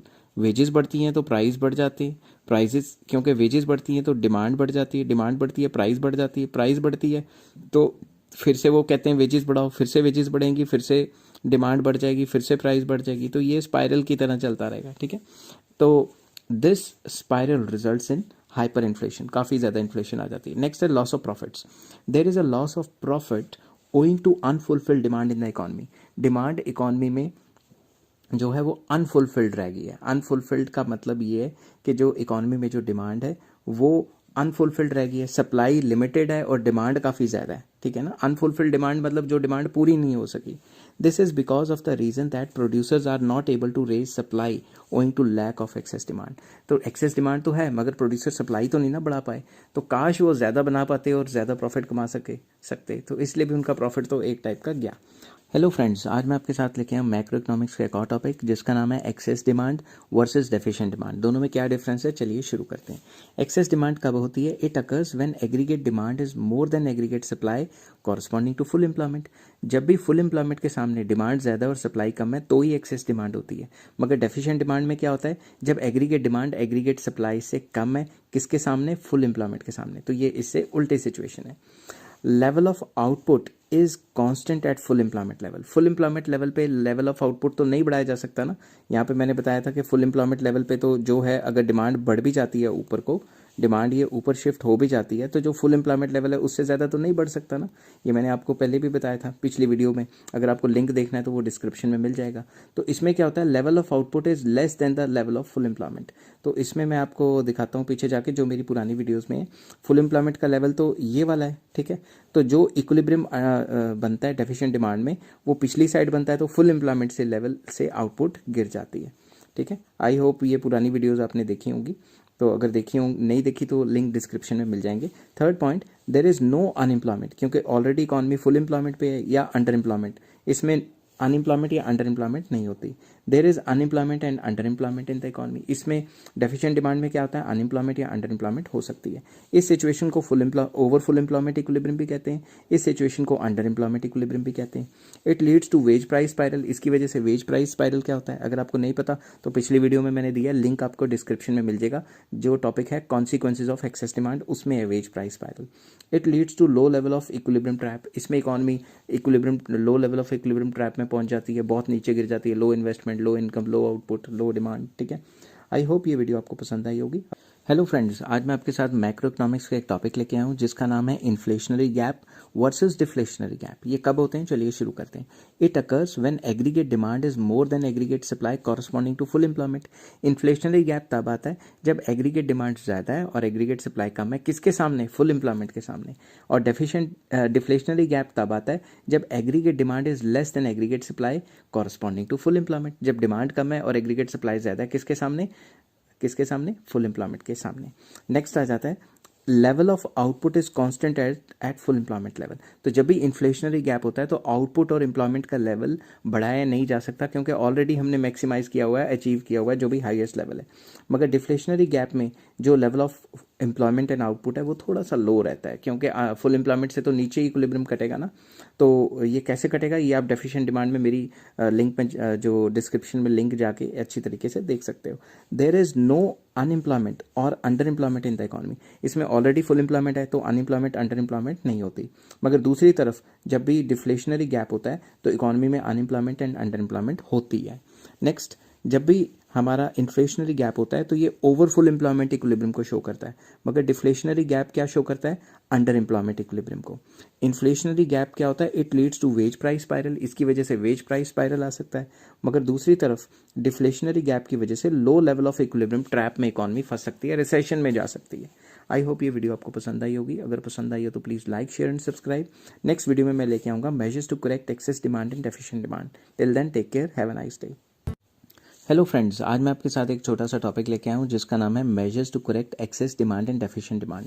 Access demand और डेफिशिएंट डिमांड दोनों की दोनों अनसर्टेन सिचुएशन है। एक्सेस डिमांड में डिमांड ज़्यादा हो जाती है सप्लाई से फुल एम्प्लॉयमेंट के सामने, और डेफिशिएंट डिमांड में डिमांड कम रह जाती है फुल एम्प्लॉयमेंट के सामने सप्लाई के कॉरस्पॉन्डिंग। इनको सॉल्व करने के दो तरीके हैं। सबसे पहला तरीका है फिस्कल पॉलिसी और दूसरा तरीका है मॉनिटरी पॉलिसी। इस वीडियो में मैं सिर्फ आपको इसका मीनिंग बताऊंगा। नेक्स्ट वीडियोस जो हैं वो आप लिंक डिस्क्रिप्शन में चेक कर सकते हैं, सारे लिंक्स डिस्क्रिप्शन में मिलेंगे। उनमें मैं बताऊंगा कि एक्सेस डिमांड में अगर एक्सेस डिमांड है तो फिस्कल पॉलिसी क्या होगी, डेफिशिएंट डिमांड है तो फिस्कल पॉलिसी क्या होगी, एक्सेस डिमांड है तो मॉनिटरी पॉलिसी क्या होनी चाहिए, डेफिशिएंट डिमांड है तो मॉनिटरी पॉलिसी क्या होनी चाहिए, वो सारा का सारा उसमें डिस्कस करूंगा। यहाँ मैं बताऊंगा fiscal policy and monetary policy होता क्या है। तो फिस्कल पॉलिसी क्या होता है, it deals with the policy related to public expenditure and public revenue. Government की वो पॉलिसी जो गवर्नमेंट के खर्चे और गवर्नमेंट की आमदनी के बारे में बताए, उसे फिस्कल पॉलिसी कहते हैं। अब मॉनिटरी पॉलिसी क्या है, it is the policy of central bank. ये कंट्री के हेड बैंक की वो पॉलिसी है विच कंट्रोल्स द मनी सप्लाई, जो मनी की सप्लाई को कंट्रोल करती है, और फ्लो ऑफ क्रेडिट, क्रेडिट के फ्लो को, लोन्स के फ्लो को कंट्रोल करती है, वो पॉलिसी है। ठीक है, आई होप ये वीडियो आपको पसंद आई होगी। नेक्स्ट वीडियो में मैं लेके आऊँगा fiscal policy in case of excess demand और inflation. Till then take care, have a nice day. और अगर ये वीडियो पसंद आई हो तो please like, share and subscribe. Hello friends, आज मैं आपके साथ डिस्कस करूंगा fiscal policy in case of excess demand और इन्फ्लेशन। मैक्रो इकोनॉमिक्स का बहुत इंपॉर्टेंट टॉपिक है कि जब भी एक्सेस डिमांड होती है तो डिमांड ज़्यादा हो जाती है और सप्लाई कम रह जाती है, जिसकी वजह से इन्फ्लेशन आ जाती है। ऐसी सिचुएशन में फिस्कल पॉलिसी क्या होनी चाहिए। तो जब भी आपको इस टाइप का क्वेश्चन आएगा, सबसे पहले आपने फिस्कल पॉलिसी का मीनिंग लिखना है पेपर में। ठीक है, fiscal policy deals with the revenue and expenditure of the government. Fiscal policy एक ऐसी पॉलिसी है जो सरकार के खर्चे और सरकार की आमदनी से रिलेटेड है। प्रॉब्लम ऑफ एक्सेस डिमांड और inflation can be solved through physical policy in a following manner. फिर आप लिखोगे कि फिजिकल पॉलिसी के थ्रू हम एक्सेस डिमांड और इन्फ्लेशन को फॉलोइंग तरीके से सॉल्व कर सकते हैं। कैसे? सबसे पहला पब्लिक एक्सपेंडिचर। तो मैं बताऊंगा पब्लिक एक्सपेंडिचर या गवर्नमेंट एक्सपेंडिचर। सबसे पहले ये होता क्या है? It refers to the expenditure of the central government, state government और लोकल गवर्नमेंट। सेंट्रल गवर्नमेंट जैसे government of India, state government, government of Punjab, उनकी जो या फिर लोकल गवर्नमेंट जो पंचायतें वगैरह बनी हैं उनके खर्चे को हम पब्लिक एक्सपेंडिचर कहते हैं। इट इंक्लूड्स, जब भी गवर्नमेंट खर्चा करती है तो किस किस टाइप का खर्चा कर सकती है? एक्सपेंडिचर ऑन पब्लिक वर्क्स जैसे रोड्स, डैम्स या ब्रिजेस बनाती है। एक्सपेंडिचर ऑन एजुकेशन या public welfare program. Expenditure on defence of the country, इस पे भी सरकार का खर्चा हो जाता है। Expenditure on maintenance of law and order, इस पे भी गवर्नमेंट का खर्चा हो जाता है। Expenditure on various types of subsidies to encourage production, production को एनकरेज करने के लिए सरकार काफ़ी रियायत देती है, टैक्स में छूट देती है, ऐसी ऐसी सब्सिडीज देती है, तो सरकार का इनमें काफ़ी ज़्यादा खर्चा हो जाता है। तो ये तो था सरकार का खर्चा। अब एक्सेस डिमांड या इन्फ्लेशन को कैसे कंट्रोल करें? During excess demand government expenditure is reduced. तो एक्सेस डिमांड के टाइम पे सरकार को अपना खर्चा कम करना चाहिए। अ cut in the government expenditure acts like a withdrawal from the circular flow of income in the economy. Economy में जो भी सर्कुलर फ्लो पैसा घूम रहा है, अगर सरकार अपना खर्चा नहीं करेगी, फ्रेश पैसा नहीं डालेगी, उल्टा टैक्स लेके निकाल लेगी, तो ये एक टाइप का विड्रॉल हो गया। मतलब जो सरकार ने करना था खर्चा वो नहीं किया। It is required when liquidity needs to be soaked to combat inflation. ये तब ज़रूरी हो जाता है जब मार्केट में काफ़ी ज़्यादा पैसा आ जाए। जैसे कोरोना के बाद हर एक कंट्री ने नोट इतने छापे कि मार्केट में इतना ज़्यादा पैसा आ गया कि महंगाई हर एक कंट्री में हो गई। तो उस महंगाई को कंट्रोल करने के लिए सरकार अपना खर्चा कम कर देती है, वेलफेयर एक्टिविटीज़ पे या किसी भी टाइप की एक्टिविटीज़ पे खर्चा कम कर देती है। इससे इकॉनमी में फ्रेश पैसा नहीं आता और इन्फ्लेशन कंट्रोल हो जाती है। नेक्स्ट आ जाता है taxes. A tax is a compulsory payment made to the government. ठीक है, ये एक ऐसी कंपलसरी पेमेंट है जो सरकार को देनी है। मैं इसमें कुछ ऐड कर देता हूँ, made to government without reference to any benefit. मैं यहाँ लिख लेता हूँ without reference to any benefit. चाहे बेनिफिट हो चाहे बेनिफिट ना हो, आपको सरकार को पैसे देने ही देने हैं, उसे हम टैक्स कहते हैं। ठीक है, तो अब कैसे सॉल्व करें टैक्स के through? By increasing the tax burden, tax rate बढ़ा दो। The government reduces the disposable income. जब भी टैक्स बढ़ाएंगे तो लोगों की जेब में पैसा कम रह जाएगा, उनको खर्चने के लिए पैसा कम रह जाएगा, इसकी वजह से वो डिमांड कम करेंगे। तो सरकार टैक्स भी बढ़ा देती है एक्सेस डिमांड और इन्फ्लेशन के टाइम पे। नेक्स्ट आ जाता है पब्लिक बोरोइंग और पब्लिक डेट। पब्लिक बोरोइंग में क्या करती है सरकार? बोरोइंग्स करती है। किससे? आम लोगों से भी कर सकती है, फाइनेंशियल इंस्टीट्यूशन से भी कर सकती है। ठीक है, government can borrow from public and can also borrow from central bank. RBI या सेंट्रल बैंक से भी बोरो कर सकती है। During excess demand the government steps up public borrowing by offering attractive rate of interest. सरकार public borrowing करती है, लोगों से कर्जा लेगी या फिर इंस्टीट्यूशन से लेगी और उनको कहेगी कि मैं तुम्हें ज़्यादा रेट ऑफ इंटरेस्ट देती हूँ। तो सारे के सारे लोग या फिर जो इंस्टीट्यूशन है वो सरकार के पास पैसे जमा कराएंगे। ठीक है, तो इस लालच में कि हमें ज़्यादा रेट ऑफ इंटरेस्ट मिलेगा। मगर सरकार ने, गवर्नमेंट ने क्या किया? जो फालतू पैसा था इकॉनमी में वो तो सकअप कर लिया ना। This reduces the liquidity with the people. लोगों की जेब में पैसा कम रह जाता है क्योंकि सब ने गवर्नमेंट को दे दिए पैसे, लैंड कर दिए और गवर्नमेंट ने बोरिंग कर ली। Accordingly aggregate expenditure also reduces and excess demand is managed. उसके बाद मैंने लिखा है government may also reduce the borrowing from government may also reduce its borrowing from central bank. सरकार क्या करेगी? सेंट्रल बैंक से अपनी बोरोइंग कम कर लेगी। कम क्यों करेगी? अब ध्यान से समझना, अगर सरकार सेंट्रल बैंक से बोरो करेगी तो बोरो किस लिए करती है? कहीं ना कहीं खर्चा करने के लिए। ठीक है, तो सरकार क्या करेगी? अपनी बोरोइंग्स को सेंट्रल बैंक से कम कर देगी, which reduces the amount of liquidity in the economy and correct the excess demand और inflationary gap in the economy. अगर गवर्नमेंट आरबीआई से या सेंट्रल बैंक से पैसा ही नहीं ले रही तो खर्चेगी भी नहीं। पैसा होएगा तो खर्चेगी, अगर पैसा लेगी तभी खर्चेगी, अगर नहीं लेगी तो पैसा नहीं खर्चेगी। आई होप ये वीडियो आपको समझ आ रही होगी। ठीक है, तो अगर आपको ये वीडियो समझ आई हो तो please like, share and subscribe. और नेक्स्ट वीडियो में मैं लेके आऊँगा fiscal policy in case of deficient demand and deflation. Hello friends, आज मैं आपके साथ मैक्रो इकोनॉमिक्स का एक टॉपिक करूंगा जिसका नाम है fiscal policy in case of deficient demand और डिफ्लेशन। डेफिशिएंट डिमांड या डिफ्लेशन के टाइम पे फिस्कल पॉलिसी क्या होती है? तो सबसे पहले जब भी आपको ऐसा क्वेश्चन है, अपने मीनिंग लिखना है फिस्कल पॉलिसी का कि fiscal policy deals with the revenue and expenditure of the government. सरकार के खर्चे और आमदनी से रिलेटेड होती है। फिर लिखना है प्रॉब्लम ऑफ डेफिशिएंट डिमांड और डिफ्लेशन। मैंने यहाँ इन्फ्लेशन लिखा हुआ है, मुझे यहाँ डिफ्लेशन लिखना था। कभी कभी लिखने में स्पीड में गलती हो जाती है, प्रॉब्लम ऑफ डेफिशिएंट डिमांड और डिफ्लेशन, डेफिशिएंट डिमांड की प्रॉब्लम या डिफ्लेशन की problem can be solve through fiscal policy. कैसे? In a following manner. तो सबसे पहला पब्लिक एक्सपेंडिचर और गवर्नमेंट एक्सपेंडिचर। तो ये होता क्या है? It refers to the expenditure of the central government, state government और लोकल गवर्नमेंट। ठीक है, सरकार खर्चा कहाँ कहाँ करती है? खर्चा करती है पब्लिक वर्क्स के ऊपर, जिसमें आ जाता है रोड्स, डैम, ब्रिजेस। सरकार खर्चा करती है education and public welfare programs पे। सरकार खर्चा करती है डिफेंस ऑफ द कंट्री पे। सरकार खर्चा करती है maintenance of law and order पे। सरकार खर्चा करती है सब्सिडीज देने में, जिससे कि प्रोडक्शन एनकरेज हो सके। ठीक है, अब during deficient demand government expenditure is increased, क्योंकि इकोनॉमी में डिमांड पहले से नहीं है, तो सरकार क्या करती है? अपना खर्चा बढ़ा देती है। Rise in the government expenditure acts like a injection. तो जैसे जैसे सरकार खर्चा बढ़ाती है तो इकोनॉमी में या सर्कुलर फ्लो में क्या होता है? इंजेक्शन होता है पैसे का, इंजेक्ट करता है पैसे। ठीक है, कौन? सरकार। It is required when liquidity needs to be enhanced in the economy. तो सरकार अपना खर्चा तब बढ़ाती है जब इकोनॉमी में लिक्विडिटी को एनहेंस करना है, क्योंकि डिमांड गिर गई है, उसकी वजह से इकोनॉमी में कोई खरीद नहीं रहा और ख़रीदने के लिए पैसा चाहिए, तो सरकार को अपना खर्चा बढ़ाना पड़ता है ताकि इकोनॉमी में ज़्यादा पैसा आए। नेक्स्ट आ जाता है टैक्सेस। टैक्स क्या होता है? Tax is a compulsory payment made to government.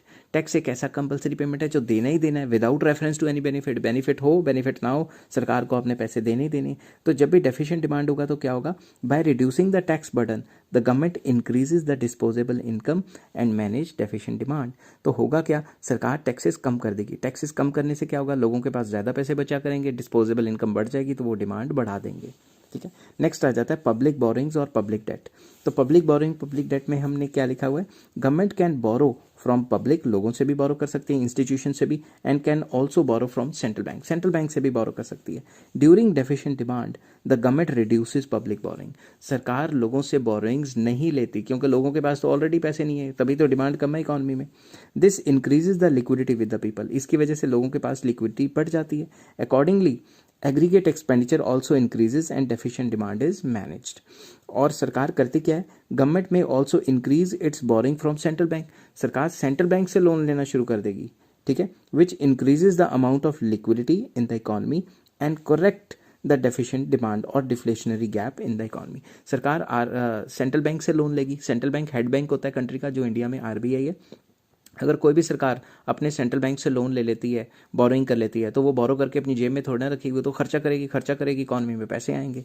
ठीक है, जिससे कि डेफिशिएंट डिमांड की प्रॉब्लम सॉल्व हो सकती है। आई होप ये वीडियो आपको पसंद आई होगी। अगर पसंद आई हो तो please like, share and subscribe. Next video में मैं लेके आऊँगा monetary policy in case of excess demand या इन्फ्लेशन क्या होनी चाहिए। हेलो फ्रेंड्स, आज मैं आपके साथ करूंगा मैक्रो इकोनॉमिक्स का एक और टॉपिक, जिसका नाम है monetary policy in case of excess demand और इन्फ्लेशन। वेरी इंपॉर्टेंट टॉपिक, थोड़ा ध्यान से समझना, क्योंकि करंट सिनेरियो भी यही चल रहा है। तो सबसे पहले जब भी आपको ऐसा क्वेश्चन आए कि मॉनेटरी पॉलिसी क्या होनी चाहिए in case of excess demand या इन्फ्लेशन, तो सबसे पहले मॉनेटरी पॉलिसी का मीनिंग लिखना है। It is the policy of central bank, central bank मतलब head bank of the country, which controls the money supply और flow of credit in the economy. ये एक ऐसी पॉलिसी है जो इकोनॉमी में मनी सप्लाई को कंट्रोल करती है या लोन्स मतलब क्रेडिट के फ्लो को कंट्रोल करती है। We can solve the problem of excess demand in a following manner. ठीक है, एक्सेस डिमांड को हम मॉनेटरी पॉलिसी के थ्रू सॉल्व कर सकते हैं इन अ फॉलोइंग मैनर। तो सबसे पहले फर्स्ट पॉइंट आ जाता है increase in bank rate. Bank rate को इंक्रीज करो। अब आप सोच रहे होगे बैंक रेट क्या है, इसलिए मैंने स्पेशल भाई इसका मीनिंग भी यही लिख दिया। ठीक है, bank rate is the rate at which central bank offers loans to commercial banks without any collateral. Collateral क्या होता है? सिक्योरिटी। ठीक है, तो बैंक रेट वो रेट है जिसपे कमर्शियल बैंक्स, बड़े बैंक मतलब सेंट्रल बैंक से लोन लेते हैं विदाउट एनी कोलेट्रल, विदाउट गिरवी रखे लोन ले लेते हैं। ठीक है, तो ये कब कब लोन लेते हैं इस पे नहीं मैं जाऊंगा, मैं सिर्फ अभी एक्सेस डिमांड की प्रॉब्लम को कैसे सॉल्व करना है वही बताऊंगा। इन case of excess demand the central bank raises the bank rate, क्योंकि मार्केट में डिमांड पहले से ही ज़्यादा है, तो सेंट्रल बैंक क्या करता है, हेड बैंक क्या करता है कंट्री का, रेट बैंक रेट बढ़ा देता है। जैसे वो बैंक रेट बढ़ाएगा तो जो छोटे बैंक हैं उनको ज़्यादा रेट ऑफ इंटरेस्ट पे सेंट्रल बैंक पैसा देगा, तो अगर छोटे बैंक आगे पैसा देंगे, लेंड करेंगे, तो वो भी तो ज़्यादा रेट ऑफ इंटरेस्ट पे लेंड करेंगे ना, तो उनको भी रेट ऑफ इंटरेस्ट बढ़ाना पड़ेगा। तो जब ज़्यादा रेट ऑफ इंटरेस्ट होएगा तो लोग बहुत कम लोन लेंगे, जब लोन ही कम लेंगे तो डिमांड तो गिरेगी ना। तो इसको मैंने किस तरीके से लिखा हुआ है, in case of excess demand the central bank raises the bank rate and as a follow up action market rate of interest is raised by the commercial bank, क्योंकि उनको महंगे रेट पे मिल रहा है कर्जा, तो वो आगे भी तो महंगे रेट पे देंगे. It lowers the demand for loans, इससे लोन्स या क्रेडिट की डिमांड कम हो जाएगी, leading to a cut in the consumption and investment, इससे कंजम्पशन और इन्वेस्टमेंट इकोनॉमी में कम हो जाएगी. It will curb the excess demand, इससे एक्सेस डिमांड को कंट्रोल किया जा सकता है. ठीक है, नेक्स्ट आ जाता है increase repo rate. Repo rate क्या होती है पहले ये समझते हैं. Repo rate is the rate at which central bank offers loans to the commercial banks with collateral. तो पुराना बैंक रेट क्या था, विदाउट कोलेटरल, बिना कुछ गिरवी रखे लोन दे देना. इसमें क्या है, सेंट्रल बैंक छोटे बैंकों को लोन देता है मगर विद कोलेटरल, मतलब कुछ ना कुछ सिक्योरिटी उनसे रख लेता है. तो इस केस में क्या होगा, वही same. In case of excess demand central bank raises the repo rate, repo rate बढ़ा देगा. As a follow up action market rate of interest भी बढ़ाना पड़ेगा, क्योंकि उनको भी तो महंगे रेट ऑफ इंटरेस्ट पे सेंट्रल बैंक लोन दे रहा है ना, तो कमर्शियल बैंक को भी अपना रेट ऑफ इंटरेस्ट बढ़ाना पड़ेगा. It lowers the demand for loans या क्रेडिट, जिसकी वजह से कंजम्पशन और इन्वेस्टमेंट इकोनॉमी में गिर जाएगी, जिसकी वजह से एक्सेस डिमांड और इन्फ्लेशन को कंट्रोल कर सकते हैं. दोनों पॉइंट सेम है, बस कंसेप्ट अलग अलग है. नेक्स्ट आ जाता है increase in reverse repo rate. अब ये रिवर्स रेपो रेट क्या है, पहले मैंने ये लिखा हुआ है. Reverse repo rate refers to the rate of interest at which the commercial banks can park और deposit their surplus with central bank. अब मैं आपको एग्जांपल देता हूँ. जैसे मेरे पास अगर फालतू पैसे आ जाते हैं कभी, ठीक है, तो मैं अपने बैंक में डाल देता हूँ. वैसे ही ये जो बैंक है, जब इनके पास फालतू पैसे इकट्ठे हो जाते हैं, एक्सेस रिजर्व्स हो जाते हैं, तो ये सेंट्रल बैंक के पास अपने पैसे जमा करा देते हैं और सेंट्रल बैंक उनके ऊपर उनको रेट ऑफ इंटरेस्ट देता है. उस रेट ऑफ इंटरेस्ट को रिवर्स रेपो रेट कहा जाता है. तो ड्यूरिंग एक्सेस डिमांड, क्योंकि मार्केट में काफ़ी ज़्यादा डिमांड है, रिवर्स रेपो रेट को बढ़ा दिया जाता है ताकि जितने भी छोटे बैंक हैं वो आरबीआई या सेंट्रल बैंक के पास अपना ज़्यादा से ज़्यादा पैसा रखें, ताकि उनके पास लोन देने के लिए पैसे कम बचें. लोन नहीं देंगे तो डिमांड गिर जाएगी. This induces the commercial banks to park their surplus funds with the central bank, तो अपने सेंट्रल बैंक के पास अपने वो फालतू पैसे रख लेते हैं. Availability of credit is reduced, तो जब छोटे बैंक आरबीआई के या सेंट्रल बैंक के पास अपने ज़्यादा पैसे रखेंगे तो उनके पास लोन देने के लिए कम बच जाएगा, तो इससे क्रेडिट फैसिलिटी कम हो जाएगी. It leads to a cut in aggregate demand, इससे एग्रीगेट डिमांड गिर जाएगी, जिसकी वजह से जो एक्सेस डिमांड है और इन्फ्लेशन है उसको कंट्रोल किया जा सकता है. नेक्स्ट आ जाता है selling securities through open market operations. अब सबसे पहले ओपन मार्केट ऑपरेशन क्या होते हैं वो बताता हूँ. Open market operations refers to the sale and purchase of securities in the open market. तो आरबीआई क्या करती है, सेंट्रल बैंक क्या करती है, जब भी उसे मार्केट से पैसा निकालना है, एक्सेस पैसा हो गया है, तो वो गवर्नमेंट सिक्योरिटीज़ को मार्केट में बेचती है. गवर्नमेंट सिक्योरिटीज़ को जब मार्केट में बेचेगी तो लोग खरीदेंगे, क्योंकि गवर्नमेंट की सिक्योरिटीज़ ज़्यादा रेट ऑफ इंटरेस्ट देती हैं. इनको गिल्ट एज्ड सिक्योरिटीज़ भी कहा जाता है. तो ओपन मार्केट के थ्रू लोगों को कहती है कि आप 25,000 के मल्टीपल पे ले सकते हैं, या फाइनेंशियल इंस्टीट्यूशन बैंकों को कहती है. ठीक है, तो वो सेल करती है. ठीक है, जैसे वो सेल करेगी लोग खरीदेंगे, क्योंकि ज़्यादा अच्छे रिटर्न मिलते हैं और सरकार चाहे जिस मर्जी पार्टी की हो, ये पैसा तो नहीं डूबेगा. ठीक है ना, तो जैसे वो सेल करेंगे लोगों से पैसे ले लेंगे, मार्केट से पैसा निकल जाएगा. During excess demand securities are sold by the central bank to soak liquidity, liquidity को खींचने के लिए. ठीक है, वो बेचते हैं मार्केट में. Accordingly cash reserves of the commercial banks are reduced, क्योंकि बैंक भी खरीदता है ये, तो उनके पास जो पैसे हैं वो कम हो जाएंगे. Employing a cut in the credit creation, उनको लोन्स, जो क्रेडिट क्रिएशन है वो लोन्स कम दे पाएंगे, और जब लोन्स कम दे पाएंगे तो इससे क्या होगा, एग्रीगेट डिमांड श्रिंक हो जाएगी इकोनॉमी में. ठीक है, नेक्स्ट आ जाता है raise cash reserve ratio. Cash reserve ratio CRR होता है. वो होता क्या है पहले वो बता देता हूँ. It refers to the ratio, मतलब percentage, between cash reserves of the commercial banks with the central bank and their demand deposits. तो बैंक के पास जितने भी टोटल पैसे हैं उसका कितना परसेंट वो सेंट्रल बैंक के पास रखेगा, उसे कैश रिजर्व रेशो कहते हैं. तो कैश रिजर्व रेशो को इस सिचुएशन में बढ़ा दिया जाता है. ठीक है, this is fixed by the central bank and is varied from time to time to regulate the money supply. ये आरबीआई या सेंट्रल बैंक फिक्स करती है और टाइम टू टाइम इसको चेंज करती रहती है. तो इस सिचुएशन में जब एक्सेस डिमांड है तो CRR को बढ़ा दिया जाता है. ठीक है, CRR को रेज कर दिया जाता है. CRR raised to reduce the credit creation. जितना CRR बढ़ाएंगे तो उतना ज़्यादा percentage of total demand deposits commercial banks को सेंट्रल बैंक के पास जमा कराना पड़ेगा, तो उससे उनकी जो लोन्स देने की कैपेसिटी है वो कम हो जाएगी. Lesser availability of credit causes fall in the aggregate demand. जब वो लोन ही कम दे पाएंगे तो जो डिमांड है वो तो गिरी जाएगी. ठीक है, next raise statutory liquidity ratio. Statutory liquidity ratio को SLR भी कहा जाता है. ये क्या होती है पहले ये समझाता हूँ. It refers to the ratio between liquid assets of the commercial banks and their total deposits. मतलब जितने भी उनके टोटल डिपॉजिट्स हैं उनका कितना परसेंट लिक्विड एसेट्स रखना है, ये भी कौन बताता है? आरबीआई या सेंट्रल बैंक बताता है. और वो मेंटेन करना पड़ता है डेली बेसिस पे. ठीक है, सेंट्रल बैंक लगातार छापे मार मार के चेक भी कर सकता है. During excess demand statutory liquidity ratio is raised which gives a warning signal to commercial banks to maintain healthy cash reserves with themselves. तो SLR को बढ़ा दिया जाता है कि भाई तुम जितने परसेंट पहले कैश रिजर्व रखते थे उससे ज़्यादा अपने पास लिक्विडिटी की फॉर्म में रखो. अब जितने ज़्यादा लिक्विडिटी की फॉर्म में रखेंगे उससे क्या होगा? उससे वो लोन्स कम दे पाएंगे, और अगर लोन्स कम देंगे तो मतलब एग्रीगेट डिमांड तो गिरनी है ना इकोनॉमी में, और इन्फ्लेशन भी कंट्रोल हो जाएगी. नेक्स्ट, अब हम करेंगे rise in margin requirement of loans. जो मार्जिन रिक्वायरमेंट हैं वो क्या होती हैं, पहले वो मैं आपको बता देता हूँ. The margin requirement refers to the difference between current value of security offered for loan, जिसको कोलेटरल कहते हैं, and the value of a loan granted. इसको मैं आपको एक एग्जांपल से समझाता हूँ. फॉर एग्जांपल, मैं लोन लेने गया तो मुझे कुछ ना कुछ गिरवी रखना पड़ेगा, कुछ ना कुछ सिक्योरिटी देनी पड़ेगी बैंक को. सपोज मेरी जो सिक्योरिटी है वो 1 करोड़ की है, ठीक है, और मैं लोन लेने जाता हूँ, तो लोन लेने जाता हूँ मान लो 80 लाख का. तो इसके बीच में जो गैप है, इसके बीच में जो डिफरेंस है वो कितना है? 20 लाख का.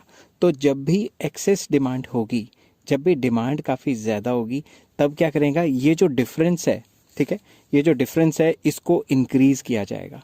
ठीक है, तो अब मैं आपको समझाता हूँ. Margin requirement is raised to reduce the demand for credit. ठीक है, अब अगर आपने लोन लेना है तो वो कहेंगे अगर आपको 80 लाख का लोन चाहिए तो आप 1 करोड़ की सिक्योरिटी मत भरो. अगर आपको 80 लाख का लोन चाहिए तो अब आप कम से कम 1.5 करोड़ की जो है हमें जो है सिक्योरिटी दो. उससे क्या होगा? अगर 1.5 करोड़ की सिक्योरिटी देते हैं तो अब जो गैप है इसमें वो कितना हो गया? 70 लाख का. तो जितना ज़्यादा गैप होगा उतना लोग डिस्करेज करेंगे लोन लेने के लिए. समझ गए बात? तो इससे मार्जिन रिक्वायरमेंट से को बढ़ा के जो एक्सेसिव डिमांड है या इन्फ्लेशन है उसको कंट्रोल किया जा सकता है. नेक्स्ट पॉइंट आ जाता है मॉरल सुएशन. तो सबसे पहले जानते हैं मॉरल सुएशन होता क्या है. Central bank makes the member banks agree through persuasion और pressure to follow its directives. जो सेंट्रल बैंक है वो छोटे बैंकों को कहता है, प्रेशराइज करता है कि मेरी जो है रूल्स रेगुलेशन जो मैं बना रहा हूँ वो मानो. ठीक है, अगर नहीं मानते तो उनके खिलाफ एक्शन हो सकता है. The member banks do not ignore the advice of the central bank. जो भी एडवाइस सेंट्रल बैंक ने दी है, जो मेंबर बैंक्स है वो इग्नोर नहीं कर सकते, क्योंकि बैंकिंग लाइसेंस कैंसिल हो जाएगा उनका. तो अब होता क्या है? Moral pressure is exerted by the central bank on the commercial banks to be selective and strict in lending. क्योंकि ऑलरेडी मार्केट में इतना ज़्यादा पैसा है, तो सिलेक्टिव मतलब किसी किसी को लोन देंगे, हर किसी को लोन नहीं देंगे, और रिस्ट्रिक्ट करेंगे किसको? लोन्स को, क्रेडिट क्रिएशन को रिस्ट्रिक्ट करेंगे. इससे क्या होगा? इससे जो एग्रीगेट डिमांड ज़्यादा हुई पड़ी है वो कर्ब हो जाएगी, और ये जो सिचुएशन ऑफ एक्सेस डिमांड और इन्फ्लेशन है वो करेक्ट हो जाएगी. ठीक है, नेक्स्ट आ जाता है इंट्रोड्यूस क्रेडिट राशनिंग. सबसे पहले मैं बताऊंगा क्रेडिट राशनिंग होता क्या है. क्रेडिट राशनिंग में rationing of credit refers to fixation of credit quotas for different business activities. For example ये पाई चार्ट है, इतना परसेंट एग्रीकल्चर को दे दो, इतना परसेंट इंडस्ट्री को दे दो, इतना परसेंट उसको दे दो, पर्सनल लोन इतना परसेंट, कार लोन, ऐसे ऐसे करके ना वो हर एक जो बिजनेस एक्टिविटी या एक एक्टिविटी है उसको फिक्स कर देते हैं कि इससे ज़्यादा इस पर्टिकुलर सेक्टर में नहीं जाना चाहिए.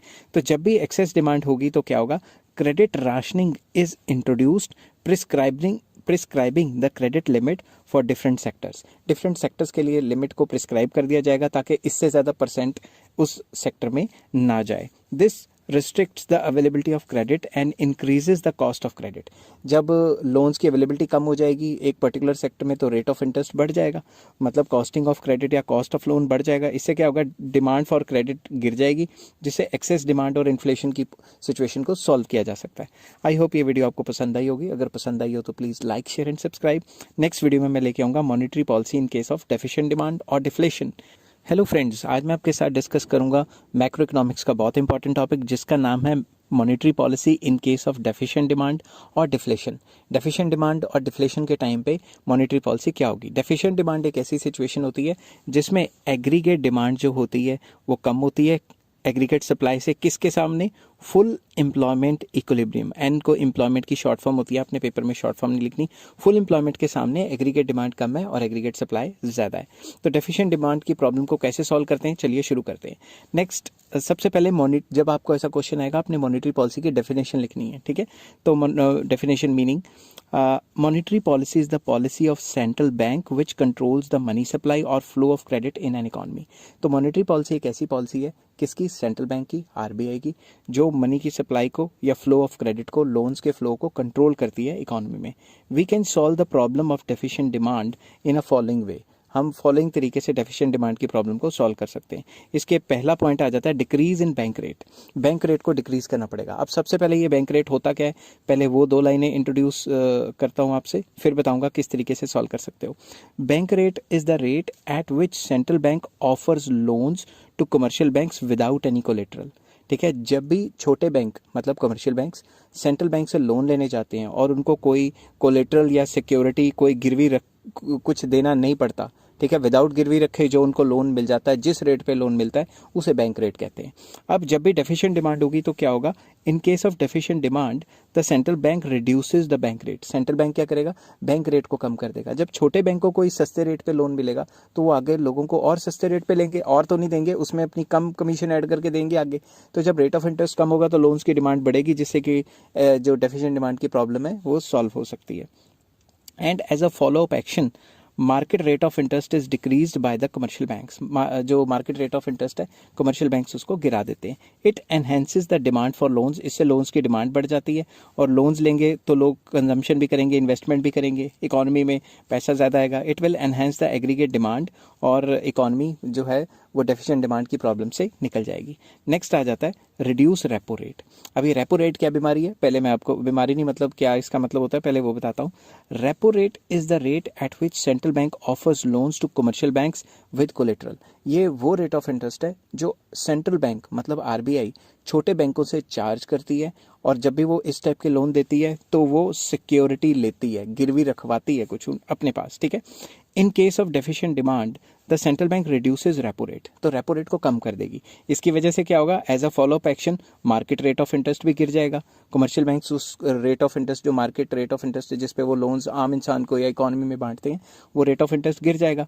It raises the demand for loans, ठीक है, इससे लोन्स की डिमांड बढ़ जाएगी। क्रेडिट क्रिएशन काफ़ी अच्छा होगा, लोग कंजम्पशन और इन्वेस्टमेंट के लिए काफ़ी लोन्स लेंगे, और इससे इकोनॉमी में एग्रीगेट डिमांड बढ़ेगी, ठीक है। तो ये पहले पॉइंट की तरह ही हो गया। नेक्स्ट हो गया रिड्यूस रिवर्स रेपो रेट। अब ये रिवर्स रेपो रेट क्या होता है, पहले ये समझ लो। Reverse repo rate refers to the rate of interest at which commercial banks can park or deposit their surplus funds with the central bank। अब जैसे सेंट्रल बैंक जो है वो छोटे बैंकों को लोन देता है ठीक वैसे ही अगर जो कमर्शियल बैंक्स हैं उनके पास अगर फालतू पैसा होता है तो वो अपना पैसा इसके अंदर मतलब सेंट्रल बैंक के अंदर जमा भी करवा देते हैं, ठीक है। उस पर जो रेट ऑफ इंटरेस्ट मिलता है उसे रिवर्स रेपो रेट कहा जाता है। मैं आपको एग्जांपल देता हूँ। फॉर एग्जांपल मेरे पास फालतू पैसा है तो मैं अपने पैसे बैंक में डालूंगा, तो मुझे बैंक जो रेट ऑफ इंटरेस्ट देगा ना, वैसे ही जो बैंक्स होते हैं ना, जब वो अपना पैसा सेंट्रल बैंक के पास जमा करवाते हैं तो सेंट्रल बैंक भी तो उनको कुछ ना कुछ लोन देता है, उस कुछ ना कुछ रेट देता है, उस रेट को रिड्यूस करना है, ठीक है। अगर वो रेट रिड्यूस होगा तो बैंक्स डिस्करेज फील करेंगे कि भाई हम तो सेंट्रल बैंक के पास पैसे क्यों जमा कराए, वहाँ से तो काफ़ी कम रेट ऑफ इंटरेस्ट मिलेगा, इससे तो अच्छा बाहर लोगों को लोन दे दें, उससे ज़्यादा रेट ऑफ इंटरेस्ट मिलेगा, ठीक है। During deficient demand reverse repo rate is reduced by the central bank. This discourage the commercial banks to park their surplus funds with the central bank. तो वो अपना फालतू पैसा सेंट्रल बैंक को क्यों देंगे जब वो सेंट्रल बैंक जो है रिवर्स रेपो रेट या फिर जो रेट ऑफ इंटरेस्ट है वो कम दे रहा है उनको। तो availability of credit will increase, क्योंकि आम इंसान को लोन देने लग जाएंगे। It will raise the aggregate demand, इससे एग्रीगेट डिमांड बढ़ जाएगी। नेक्स्ट आ जाता है buying securities through open market operation. तो ओपन मार्केट ऑपरेशन क्या होता है? Open market operations refers to the sale and purchase of securities in the open market. Central bank अपनी सिक्योरिटीज को ओपन मार्केट में सेल और परचेज करता है, उसे ओपन मार्केट ऑपरेशंस कहा जाता है। बट ड्यूरिंग डेफिशिएंट डिमांड के टाइम पे क्या होता है? Securities are bought by the central bank. जिन जिन के पास सिक्योरिटीज होती हैं, गवर्नमेंट सिक्योरिटीज होती हैं जो आरबीआई ने या सेंट्रल बैंक ने बांटी हुई हैं, बेची हुई हैं, उनको कहता है कि भाई मैं बाय करने लगा हूं, आप मुझे वापस कर दो, टू रेज द लिक्विडिटी। तो जब भी जो जो सिक्योरिटीज बेची हुई हैं, किसने बेची हैं? जो सिक्योरिटीज सेंट्रल बैंक ने आम इंसान को या फाइनेंशियल इंस्टीट्यूशंस को या बैंकों को बेची हुई हैं, अब वो बाय बैक कर लेगा। तो जब जैसे ही बाय बैक करेगा तो इकोनॉमी में पैसा आ जाएगा, क्योंकि सिक्योरिटीज लेगा और पैसे देगा। Accordingly cash reserves of the commercial banks are increased, क्योंकि ज़्यादातर जो है कमर्शियल बैंक्स ही ये सिक्योरिटीज़ खरीदते हैं, तो फिर बायबैक भी उन्हीं से करेगा ज़्यादातर। Employing a rise in the credit creation, जब बैंकों के पास ज़्यादा पैसा आ जाएगा तो बैंक क्या करेंगे, क्रेडिट क्रिएशन करेंगे, उनकी कैपेसिटी बढ़ जाएगी लोन्स देने की। When the availability of credit increases aggregate demand also increases, जितना ज़्यादा लोन्स देंगे उतना ज़्यादा डिमांड फॉर जो है गुड्स एंड सर्विसेज बढ़ जाएगा। तो इससे भी जो डेफिशिएंट डिमांड की प्रॉब्लम है उसको सॉल्व किया जा सकता है। नेक्स्ट है रिड्यूस कैश रिजर्व रेशो। अब ये कैश रिजर्व रेशो क्या होती है पहले ये समझना। It refers to the ratio between cash reserves of the commercial banks with central bank and their demand deposits. तो जितना भी डिमांड डिपॉजिट्स हैं बैंक के पास, उसका कुछ परसेंट जो उनको आरबीआई या सेंट्रल बैंक के पास जमा करवाना है उसे कैश रिजर्व कहते हैं। कैश रिजर्व रेशो होता है वो परसेंट कि जितना भी उनके पास टोटल डिपॉजिट्स है उसका कुछ परसेंट उनको किसके पास जमा करवाना पड़ता है, सेंट्रल बैंक के पास। ठीक है, उस परसेंट को कैश रिजर्व रेशो कहते हैं। दिस इज ये कलर चेंज करता हूँ, this is fixed by the central bank and it is varied from time to time. मतलब time to time central bank इसको चेंज करती रहती है ताकि वो मनी सप्लाई को कंट्रोल कर सके इकोनॉमी में। तो इस सिचुएशन में क्या होगा, जब डेफिशिएंट डिमांड है, CRR is reduced to enhance the credit creation capacity. CRR को रिड्यूस कर दिया जाएगा।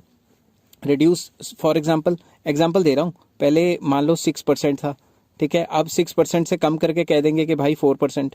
तो पहले 6% जितना भी उनका टोटल डिपॉजिट था, लेट मैं एग्जांपल ले रहा हूँ, ये चेंज होती रहती फिगर, 6% उनको सेंट्रल बैंक या आरबीआई के पास जमा करवाना पड़ता था। अब अगर वो कम होकर 4% हो गया तो 2% पैसा उनके पास फालतू बच गया ना, जिससे ज़्यादा लोन दिया जा सकता है। ठीक है ना, इससे क्या होगा, इससे अवेलेबिलिटी ऑफ क्रेडिट काफ़ी ज़्यादा हो जाएगी और मार्केट में जितना ज़्यादा क्रेडिट आएगा उतना ज़्यादा डिमांड बढ़ेगी और इन्वेस्टमेंट बढ़ेगी।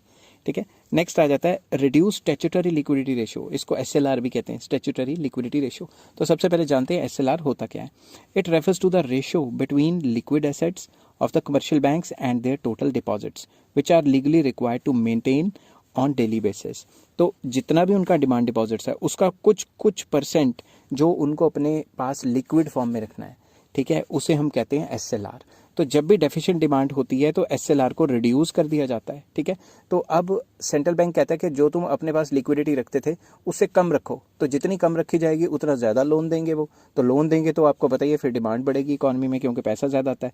During deficient demand SLR is reduced which gives more liquidity to banks to dispose more loans। तो जितने ज़्यादा लोन्स देंगे उतना ही जो डेफिशिएंट डिमांड की प्रॉब्लम है सॉल्व हो जाएगी, एग्रीगेट डिमांड बढ़ जाएगी। नेक्स्ट आ जाता है रिड्यूस मार्जिन रिक्वायरमेंट। अब ये मार्जिन रिक्वायरमेंट क्या होता है, मैं आपको एग्जांपल देता हूँ। सबसे पहले फॉर एग्जांपल आपने 1 CR 1 करोड़ की प्रॉपर्टी है आपके पास, आप लोन लेने गए 80 लाख का। तो इसके बीच में जो डिफरेंस है, ठीक है, जब भी आप लोन लेने जाओगे तो वो आपको कहेंगे भाई कुछ ना कुछ सिक्योरिटी रखो, तो आपको कहेंगे सिक्योरिटी जो है वो कम से कम हमें 1 करोड़ की चाहिए। ठीक है, और ये जो आपने लिया है लोन अमाउंट, इनके बीच में जो डिफरेंस है, जो 20 लाख का जो डिफरेंस है, ये जो है ये है मार्जिन रिक्वायरमेंट। तो जब भी मार्केट में अवेलेबिलिटी ऑफ लोन ज़्यादा करना होता है तो मार्जिन रिक्वायरमेंट को रिड्यूस कर दिया जाता है। ठीक है, ये 20 लाख हो गया ना। ऑन द अदर हैंड अगर लोन को डिस्करेज करते तो कह देते सिक्योरिटी 1 करोड़ की नहीं, अब 2 करोड़ की सिक्योरिटी जमा कराओ, तो 2 करोड़ माइनस 80 लाख, तो इसका जो गैप है वो बढ़ा दिया गया ना, ताकि आम इंसान लोन ही ना ले पाए। ठीक है, तो मैं पढ़ता हूँ इसको। The margin requirement refers to the difference between current value of security offered for loan, ये वाली current value of security, and the value of loan granted. तो लोन ग्रांटेड और जो गिरवी रख रहे हो उसके बीच में जो गैप होगा, ये वाला गैप, उसे हम कहेंगे मार्जिन रिक्वायरमेंट। तो margin requirement is reduce to raise the demand for credit which enhance the aggregate demand, जिससे एग्रीगेट डिमांड जो है वो एनहेंस हो जाएगी और इन्फ्लेशन आ जाएगी, जो डिफ्लेशन है, थोड़ी महंगाई हो जाएगी। ठीक है, वैसे तो ये लिखने का यहाँ पे मतलब नहीं है, वैसे यहीं तक आप लिख सकते हो कि इससे एग्रीगेट डिमांड बढ़ जाएगी। ठीक है, तो ये कुछ पॉइंट्स हैं जो मैं लगातार आपको बता रहा हूँ। आपने कॉपी पेंसिल लेके बैठना है, साथ के साथ नोट करोगे तभी समझ आएगा, नहीं तो ऊपर से निकल जाएगा। इसके बाद पॉइंट आ जाता है मॉरल सुएशन। मॉरल सुएशन मतलब मॉरली प्रेशर क्रिएट करना। Central bank makes the member banks agree through persuasion या प्रेशर डालना उनके ऊपर टू फॉलो द डायरेक्टिव्स। जो भी सेंट्रल बैंक डायरेक्शंस देता है उनको फॉलो करने का प्रेशर क्रिएट करता है उनके ऊपर। The member banks do not ignore the advice of central bank. Central bank की एडवाइस को वो इग्नोर नहीं कर सकते। अगर उन्होंने इग्नोर किया बैंकिंग लाइसेंस कैंसिल हो जाएगा, या फिर हर तीसरे दिन आप अखबार में पढ़ते ही होगे भाई फलां बैंक पे इतना फाइन लगा दिया सेंट्रल बैंक ने। ठीक है, तो moral pressure is exerted bye central bank on the commercial banks to dispose more loans which will raise aggregate demand. तो ऊपर से प्रेशर आता है कि लोन दो लोन दो लोन दो, इसलिए तो कभी कभी आपको फ़ोन कर कर कर कह देते हैं लोन तो नहीं चाहिए लोन तो नहीं चाहिए, मगर जब आपको असल में चाहिए होता है आप बैंक के पीछे भागते हो और आपको लोन ही नहीं देते। ठीक है, नेक्स्ट आ जाता है withdraw credit rationing. Credit rationing होता था क्रेडिट कोटा बना दो कि इतना परसेंटेज सेक्टर को इतना परसेंटेज सेक्टर को, ये जो कोटाज बनाए थे इसको ख़त्म कर देना है। ठीक है, तो इसमें क्या है, rationing of credit refers to fixation of credit quotas for different business activities. But इस सिचुएशन में क्या होगा, credit rationing should be withdrawn to enhance the availability of credit और लोन्स। क्रेडिट राशनिंग को विड्रॉ कर लिया जाएगा ताकि जो भी लोन लेने आए उसे लोन दे दिया जाए, क्योंकि मार्केट में तो ऑलरेडी जो है डिप्रेशन की सिचुएशन हो गई है और एग्रीगेट डिमांड काफ़ी कम है। It will raise the aggregate demand in the economy, इसकी वजह से एग्रीगेट डिमांड बढ़ सकता है। आई होप ये वीडियो आपको पसंद आई होगी, अगर पसंद आई हो तो please like share and subscribe. Next video में मैं लेके आऊँगा monetary policy versus fiscal policy. Till then take care, have a nice day. Hello friends, आज मैं आपके साथ लेके आऊँ मैक्रो इकोनॉमिक्स का एक और टॉपिक जिसका नाम है monetary policy versus fiscal policy. इन दोनों पॉलिसीज़ में क्या फ़र्क है, चलिए जानने की कोशिश करते हैं। सबसे पहले monetary policy, it controls the flow of money supply और क्रेडिट इन एन इकॉनमी। तो मॉनेटरी पॉलिसी का मेन काम क्या है, फ्लो ऑफ मनी सप्लाई के फ्लो को कंट्रोल करना या फिर क्रेडिट को, लोन को कंट्रोल करना एक इकॉनमी में। On the other hand fiscal policy क्या है, it deals with public expenditure and public revenue. Fiscal policy का मेन काम होता है सरकारी खर्चे और सरकारी आमदनी से डील करना, मतलब सरकारी खर्चे और सरकारी आमदनी से रिलेटेड होती है। नेक्स्ट मॉनेटरी पॉलिसी में it is pursued by the central bank. तो मॉनेटरी पॉलिसी कौन बनाता है और कौन परस्यू करता है, सेंट्रल बैंक। और दूसरी तरफ फिस्कल पॉलिसी कौन बनाता है और परस्यू करता है, government. Instruments of monetary policy कौन कौन से, bank rate, repo rate, reverse repo rate, CRR, SLR, moral suasion, margin requirement of loan, etcetera etcetera. On the other hand जो फिस्कल पॉलिसी है उसके इंस्ट्रूमेंट्स क्या हैं, पब्लिक एक्सपेंडिचर, पब्लिक रेवेन्यू में taxes, public debt etcetera. ठीक है, तीन, वैसे तो तीन ही है, पब्लिक एक्सपेंडिचर, टैक्सेस जो पब्लिक रेवेन्यू का पार्ट आ जाता है, and public debt. I hope ये वीडियो आपको पसंद आई होगी, अगर पसंद आई है तो please like share and subscribe. Next video में मैं लेके कुछ नहीं आऊँगा क्योंकि ये टॉपिक ख़त्म हो गया अब। अगर वीडियो पसंद आई तो take care and have a nice day.